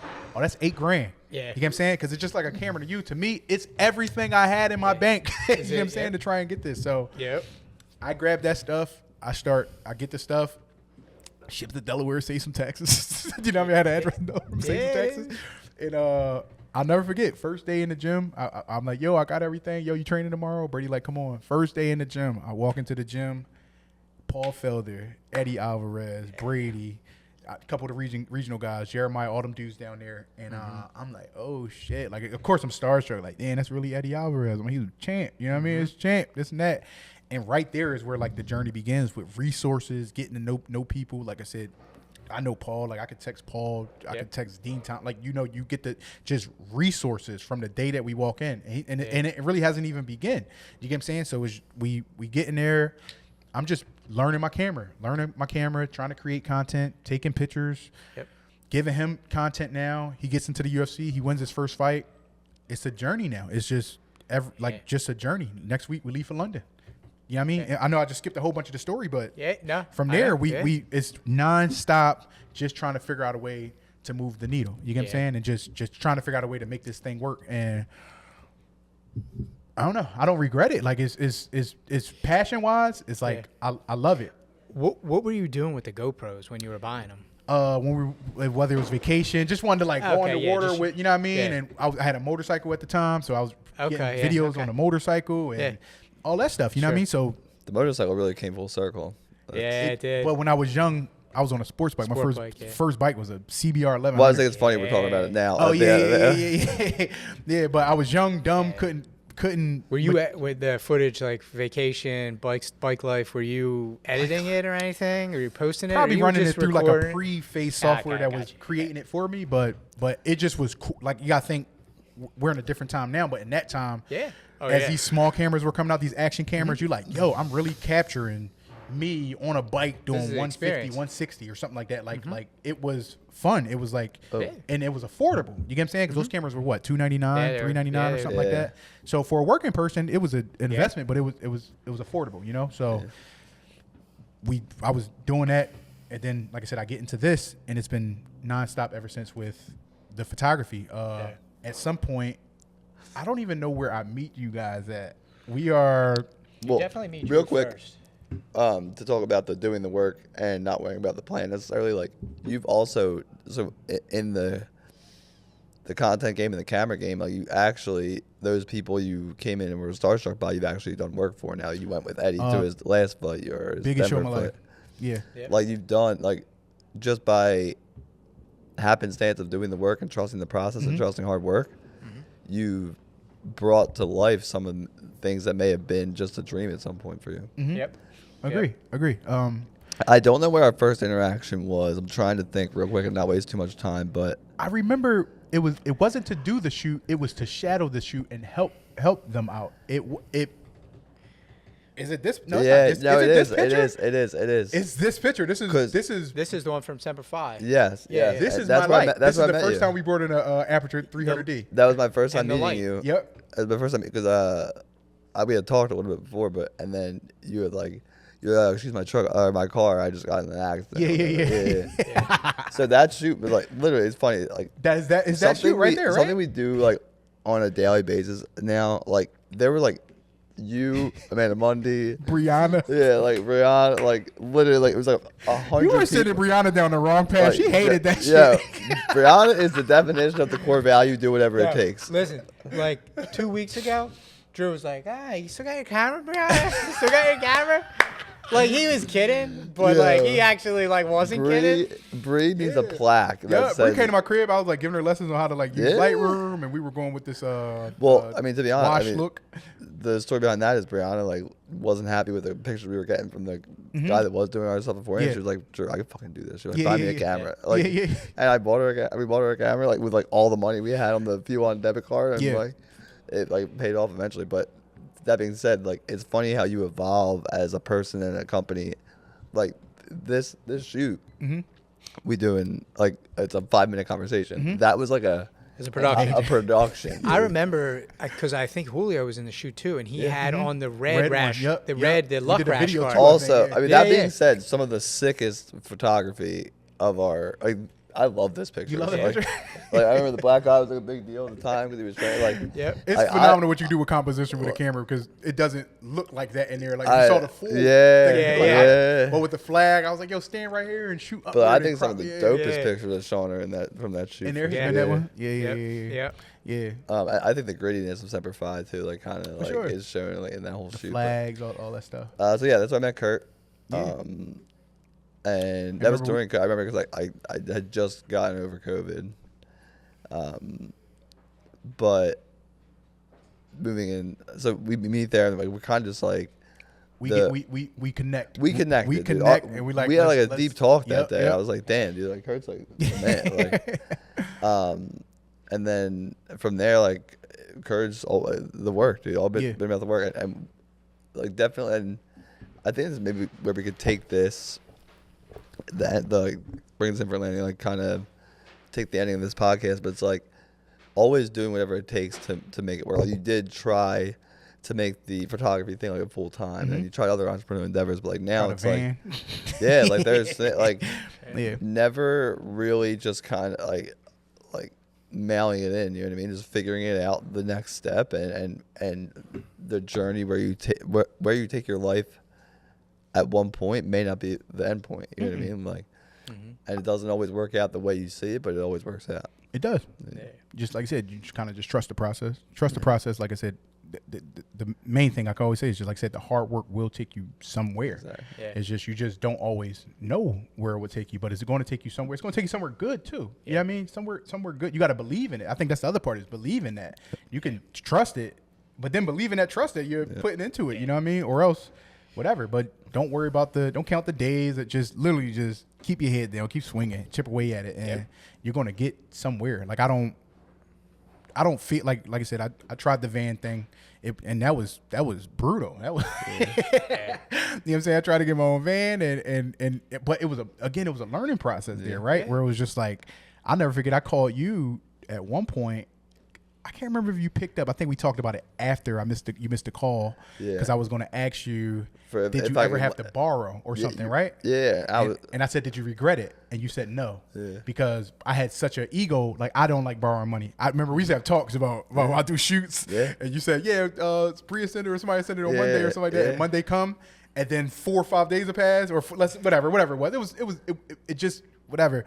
And I'd be like, dude, why do you just ask or whatever? I was like, I do not ask for money. Like, if I owe that man, I pay that man. And it's not that you're thinking like that. It's not like, it's just, we got a lot of stuff going on over here. Yeah. It may have got mixed up in communication, or the person that I assigned it to may have forgotten. But if you'd have told me, I would have got you to it, the day that you told me. You get what I'm saying? But it's just like, I'm patient too, where I'm like, nah, they'll think about it and they'll send it over. I'm never really in a bad spot. Yeah. But it's also like, it's a gift and a curse because it's just like sometimes I want my money, but I'm not about to ask you for it because if you don't remember it, that's cool because I'll never do nothing with you again. Yeah, he'll just hate you forever. The van was the moving carrier. Yeah, I tried to get in the cargo van business or whatever. Less than load. Oh man, it was.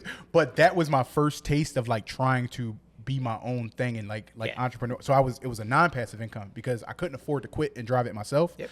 But I could afford to hire a driver. But when you did that, it was just like the stress of just like, is this dude going to come to work? Is he going to get there on time? Trying to pay that guy every week. Trying to make that van payment every month. The insurance was crazy. I was on the wrong side of a payroll. I'm paying this guy. I'm paying this guy first before. I got no idea what I'm doing here. But I will say I was making the payments. The driver was getting paid. You feel like you're failing, but it doesn't matter if you're breaking zero. Yeah. If you survived 1 month, you're a successful business person. You know what I'm saying? If you survive that next month, you're a successful business person because non-successful people wouldn't survive, right? Exactly. So it's like it may not feel promising, but you're like, nah. And it's like, but I'm struggling. But I'm talking to John. I'm talking to Drew. Yeah. It's like I'm hurting, dog. I remember Sean Brady wet and I'm drunk. I'm crying. John, like, yo, like. You fine, like it's gonna be all right, bro. Like I'm like, John, man, like, you really talk me through this, man. Because we had a ball at his wedding, but I'm like, oh man, like the van, man, and this and that. I'm tore up, and it's just like it's just so much pressure to do your own thing. Yeah, people think that's what they want to get into, but some people really, it's not for everybody. It was funny. I remember that season of Curt's life, like it was yesterday, but it's like he would call me and John. I mean, John, like, dude, like this is just like just being in business for however many years in business, like. We're like, this is it, dude. Like, you're, like this is welcome. Like, but some people have the impression that somebody was saying on the phone the other day. He was like, I'm trying to start my own thing. This is where I got my freedom and this and that, blah blah. I said, I wasn't even driving the van myself, but on my off days, I had to be prepared to do whatever it took and everything. Like, it doesn't work like that. People think you just go in business for yourself, and then it's like I will good say, to go. Real quick, Amanda and I had this talk literally like yesterday. But she was like, do you ever get jealous of people that just kind of like clock in for a 9 to 5? And it's like they literally live in a state of bliss because when you call, you don't worry about it. You just show up, do your job, and then you go home and you just have to worry about whatever you want to worry about. Well, at the end of the day, like the big problems aren't their problems. Exactly. But everyone, and I said to Amanda, I was like, I wouldn't trade what we do, both being entrepreneurs, for that ever, because one, I prefer to have control of my life and what I'm doing, where I was in my time, where I'm going. Like you really choose your problems. You know what I mean? Like whether it's like the small problems that as an employee that you perceive as big problems, or the actual big problems that are actually big problems. So it's like, what weight do you want to take on? But either way, you're taking on weight. Yeah. I've said it 1,000 times on the show. I'm going to say it again. Everybody looks to entrepreneurship as a solution, right? They go to it and they say, it's going to solve my freedom issues, that I dislike my boss, that I don't make enough money. Entrepreneurship is not a solution. It is the biggest problem that you will ever welcome into your life. You know what I got out of it? You want to know? I know. I got nothing. I got absolutely nothing out of it, right? I lost the van. My driver totaled it, right? And then I lost one of my best friends, right? Yeah. Because, and not to go into that, it's too personal, but it's just like I get that. it. I went into business with a friend, lost that, you know what I mean? And I lost the van. And I lost the down payment that I put $15,000 into that van from the rip. So it's just like, but you know what I gained? I gained confidence, knowledge. Am I going to do, because now I may not have a van, but I live in a nice crib. I rent out 2 properties. You get what I'm saying? I do photography on the side. I got a podcast that pays me. You know, so it's just like I got other things going for me. Maybe the van just wasn't it, but I got the lesson out of the van. I got like when people, I don't know how y'all feel because you guys are actually family, but it's just like when they say like friends and business doesn't mix, it can, but you really got to know that person to the core. I feel like if you ignored all the red flags about this person, if you watched him do other people dirty or do things, then he will do your ass dirty one day too. You know what I'm saying? So it's like you got to be careful about what you choose, or if that friend isn't worth losing, then my honest opinion or I wouldn't. If that Didn't the wise man once say money and blood don't mix? Yeah. Well, you got to also understand that it's like any other relationship. You got to work on it. Yeah. I'll tell you that every time. Like you got to water them relationships. If we're not communicating, which has happened throughout the journey, if we're not communicating and we're not being open and honest with each other and saying like, look, I feel this way, I feel that way, blah, blah, not even about something even between us, just general circumstances. Then things can start to go wrong. Our biggest breakthroughs and best conversations happen when we were talking every single day. Yeah. Like you'd think that'd be like too much, like, no. But like having like the Fuel Hunt started from Joey and I like talking on the phone every day on the ride. It was literally the genesis. Yeah. Yeah. Literally, we were driving it from work jobs that we didn't like. Yeah. And that's how we had the idea for a global movement. You know what I mean? Like, but then again, even like my wife and I are do business together, and it's like I wouldn't have it any other way. So I mean, as do you. Like, you know what I mean? Like that's like the best business partner, because like no one understands you better than them. Yeah, that's true. So I mean, I think life is only what you like. Things in life like that are only what you make it, what you make them out to be. Yep. And everything and all things you do, bro. Absolutely. For sure. Yeah. So you would not recommend entrepreneurship to a friend, then? Just you gotta be true with yourself, man. I think that's just one thing about like you gotta know, like, do you have that? I just said it. I got a trainee tonight at work that I got to train, and it was kind of just like I said, you're gonna learn the game, and once you learn the job, you'll be able to be real with yourself and understand, like, do you got that dog in you to really stay at this type? My job is hard, bro. So it's like, do you got that dog in you to really? You want big checks? It doesn't just come. Like it comes from saying yes more than no. You know what I mean? When them phone calls come in, like where you just got back to the crib and they like, yo, you come back in, run with Terrence and Steve, you ain't got to drive or something like that. Or we'll give you extra. If you think about how tired you are, you're going to say no. If you say, if I can just get there, I'll be able to push through, that's the difference. You get what I'm saying? So it's like you got to ask yourself, like, are you that type? Like, do you have a dog in you to get through rough days? It's not, I didn't quit. My van got totaled. Now, I'm not going to lie. When the phone call came through, it felt like a weight was lifted. I knew the joint was fully covered, fully torqued. I didn't do anything fishy for it to happen. Brother, I'm not going to lie. That shit was so stressful. I was like. High power, man, at work. High power at work, bro. High power at work. Right. I was like, whatever. I didn't even, nothing. I didn't charge the guy like nothing. Yeah, most bro. would be like, my bad's total. No, What the hell? because it wasn't my livelihood. Yeah, it was Curt what I was was trying to like- build on the side, right? And it was just I just was. You're like faking it on the phone. You're like, wait, what? Yeah. My it's total. You're like, no. Oh my god. Hold on 1 second. Yeah, I was pleased about everything. It was just like I never forget. I was like, why do I feel relieved? I don't like that I felt relieved, but in that moment, I'm just like, all right, I can look back and laugh at it. Now I got a better understanding of what I'm getting into, but it also taught me to be daring. You get what I'm saying? My wife does real estate, so it's just like, maybe that could be our way. Like, we already had 2 properties. I said, maybe we could just go through real estate, like try and figure out how to get more or just like go off her plan. I don't care if I'm the worker in the situation where it's like we're working and all I got to do is put in maximum effort working and we try and accomplish these things and save up bank and grab another property and get another tenant, whatever, then that's fine. It's still a form of business. It may not be like, but if I get enough of them, shit, who can tell me anything? You get what I'm saying? I got 10 properties renting out. Then it's different. 100%. But it's like, yeah, I could look at it that way. Or it's like I can try to get into something. We always talk about a cigar lounge or something. Like, get into something that you like. Get into something that, don't chase money. I'll tell you all the time, I don't do anything for money. Nothing. Yep.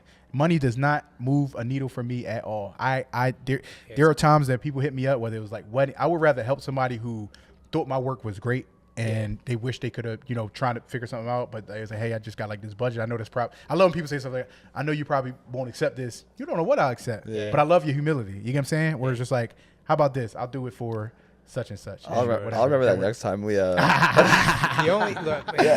only. Curt, I love your work, dude. That's gonna start dancing off. Yeah. The only way to really earn is to learn first. Yeah. And it sounds cliche until it's not. Mm-hmm. The best learnings come from losses. Yeah. It just is, dude. It is what it is. I don't even like saying it is what it is, but it is what it is. It is. Listen, what it is.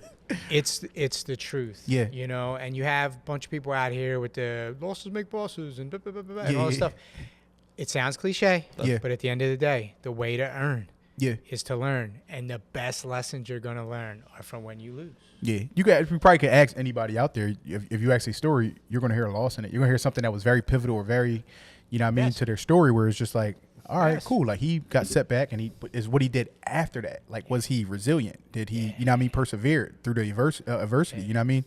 When you hear those type of stories, it's like, it makes you realize, like, yo, it's okay to fail. Like, what if they fail forward? That's the thing, man. Everybody's going to get knocked backwards. Yeah. What matters is the first step that you take forward after that. That's literally the defining moment. Yeah. And it's going to be imperfect. Maybe you take a step forward and you trip forward and you fall forward. Hey, man. But guess what? You're moving in that direction. You're moving. Yeah, that's fact. It is, because I try. Like, Parker struggled, as great as the kid is, he struggled with losing. Like, he just like hates losing. And I always like to tell him, like, he looks at Michael Jordan as like the best basketball player ever. Obviously, as you should. And I'm like, how many times did Michael Jordan lost? Dude, cut from high school, man. How many times did that dude lost? Like, I literally have to explain to him, like, even the greats, dude, like, in business, in athletics, in whatever, like, they've all lost so many times. Can't name nobody that had. Yep. I guess Floyd Mayweather on a professional standpoint, but in life, I'm sure everywhere, it doesn't matter, wherever it is, life, wherever you may be without blemish in this one area, but somewhere else, it exists. You know what I mean? That's like, because nobody's perfect in life. Like, it just doesn't exist. So, yeah, I would definitely say same thing. If he does struggle with the loss, I would just say, stop being a bitch. That doesn't seem like Curt. Nah, because my middle daughter, she hate losing too. Like, she run off, cry, this and that. You can tell them 2 things. Well, don't. That's one. That's probably what Michael Jordan probably tell you. Well, don't lose. Don't. Well, don't lose. Or it's like you take that and it's wasted energy. Bill Withers, man, like what is wasted tears? All it is. That don't make no flowers grow. You know what I'm saying? That's how you gotta look at it. Where it's just do something better with that energy. Cry. I tell my kids all day, every day, crying doesn't solve nothing. All day, every day. It's like when they cry, I'm like, even when we stop to have the conversation and they stop crying, I say, well, what did the crying get you? It didn't get you anything. You could have took that energy and did something else with it and made your next move your best move, right? But crying doesn't solve anything. I cry crying is like taking the soul to the laundromat. That's the only reason I use crying for. Just if I want to like let pain and emotion out, I always tell people, cry, dog. Like, if you gotta cry. This way you can carry on. Release, because I don't like I'm not depressed about losses and people that pass, because funerals. I'm balling. I'm out of it. But you know what I mean? you're shedding the weight. You're releasing the weight so that you can step forward lighter. Yeah. Yeah. But if I'm you're crying with for other things, to me, it don't make no sense. I could use a good cry. You say you don't what? I could use a good cry. Yeah. We might be overdue. Yo, what you gonna do today, man? I'm probably gonna go downstairs, let a good cry out, clears my Go to the soul. laundromat. Yeah, I take my soul to Wait, laundromat. why are Take you my going soul to the laundromat? one I'm time a taking my day. soul.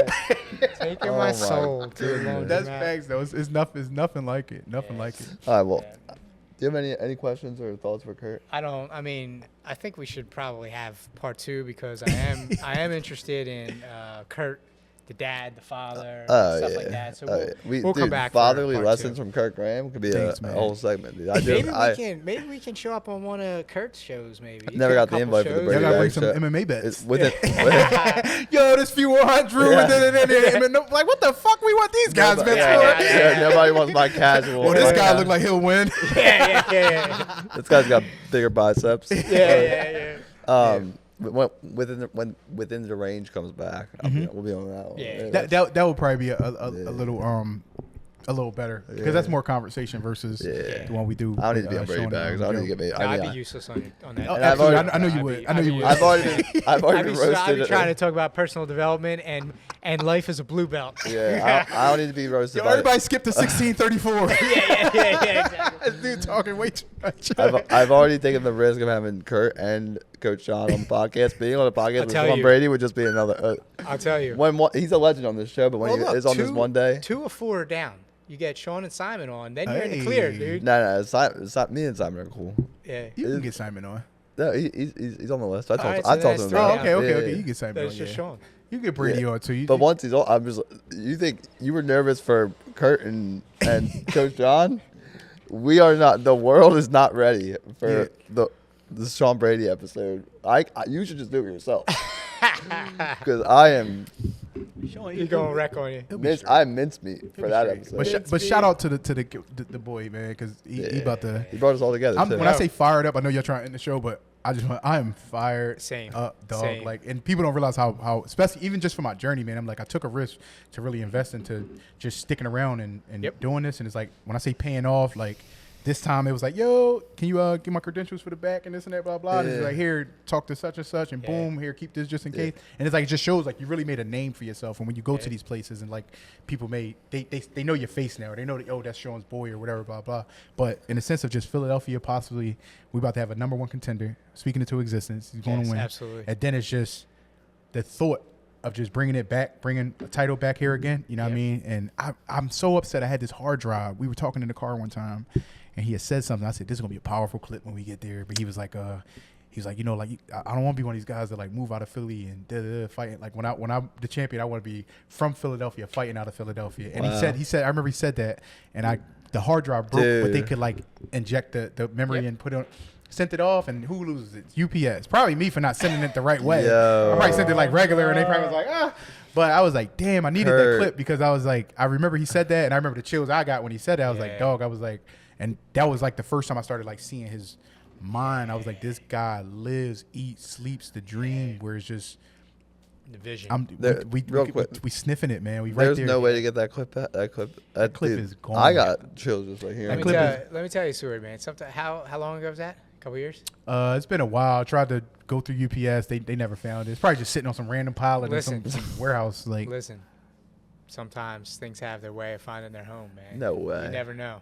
I don't know. They had all the Eddie stuff, all the stuff from the beginning. Probably had old few ones. Like it was just a hard drive. I sent it off to get it replaced and fixed. If you're listening, you got that hard drive. Yeah, worth a pretty penny. UPS employees on that. It is what it is. I will say, just like you were saying actually in the beginning of the show, like when you meet one of the few or someone that embodies a few hunt mindset or what it means to be an eagle, like you know, like we didn't have to talk that much to know that we just like, and that's why we're still in each other's lives to this day. Like it's what 7 years. Oh man, like that's like in my book a long friendship. Like right, for sure. And I don't hate you.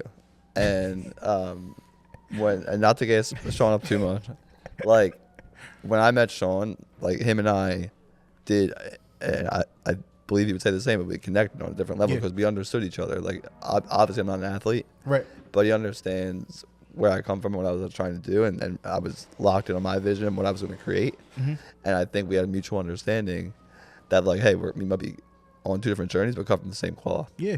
And no one myself included, is more committed to where they're going than Sean Brady. Mhm. Like my dude is locked in. Yeah. And no one will tell him he's not going to do what he wants to do. He's one of those insanity. He's one of like Goggins locked in guys, Yeah. or like guys who risk it all, lost it all. Like, you know what I mean? Like, there's nothing that's going to like stop him. Like, I remember asking him, we were doing like something for Brooks or something like that, and I was just asking him a couple questions. I was like, "Is there like a voice in your head?" And I just remember how he said it. Like, it was almost like I hit like a nerve, or like I'm speaking on a truth that he don't even talk about. He was like, yeah. I was like it's a nagging. It's a Yes. you know what I'm saying? Where I was just like, I don't know if I have something like that whatever, but for him it's like it's a nuisance. You know what I'm saying? Like it eats at him. Yeah. Like he has to get to it, right? And that's what's going to get him to it. That voice that Yep. I gotta, you know what I mean? To go and to hear, but like failure is not an option. Like I don't think that option of losing is even in his brain. You know what I mean? Like that's what's amazing about it. Is like some fighters or athletes might feel like, what if I lose? Like I just don't even think he sees it. Like that. You never really you never hear nobody Exactly. hear him talk from that standpoint. Exactly. But as you should though, you shouldn't go into something thinking you're going to lose. You should go into something believing that you're going to win. Oh, I It's agree. what you do, like you said. It's what you do after. Yeah. If it happens, I'm prepared for if it happens. If something not that, but if something happens in my life where it forced me to fail or whatever, then cool. But I think that fear, that respectable fear of big, like I said, your dreams, your goals, they should scare you. They should be that big that they do scare you. Everything I've done, when I was trying to be a police officer, all types of stuff, when I was prepared to take this run, it brought a stress you is the best you. I always say that. You will never perform better than when you are under pressure. When you are under pressure, That's true. adrenaline, stuff like that. Like I said, That is is the best version of yourself. It's literally the meaning or the motive or the purpose behind stress to sharpen you. Yeah.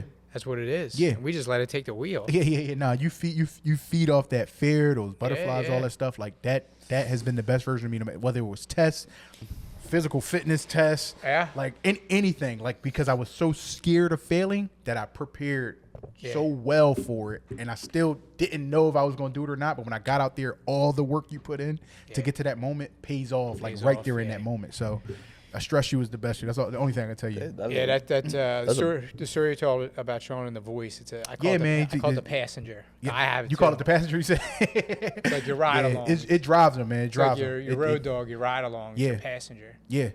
Yeah. It makes you understand like why you could just keep going like that. And again, I don't think everyone has that, but when you have that, I think you are definitely on the brink of like insanity. Like it drives you crazy, and you have to reach it. You know what I mean? And I don't know what happens when you reach it. And now now I got to be the best at it, right? So I do not know, but I'm looking forward to seeing where it goes. I hope this goes absolutely well. Can't wait to be out there. I hope I deliver. If you don't follow Brady Fight Weeks, I deliver a lot of his content during Fight Week.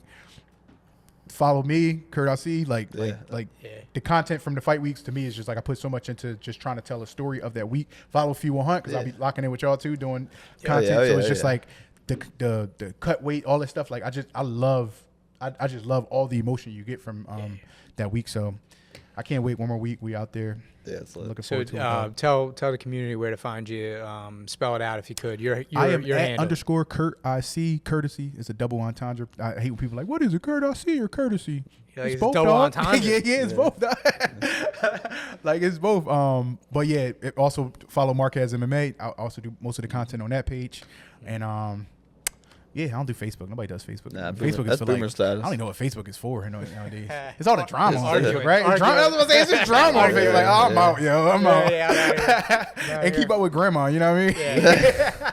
Right. But other than that, yeah. All right. Well, Curt, thank you for being one of my closest friends, and thank you for being one of the few. My dog. Yeah. That being said, I leave the few with a reminder: always choose hard work over handouts. Always choose effort over entitlement. And remember, no one owes you, no one owns you. You're one of the few. Now let's hunt. All that way you say it.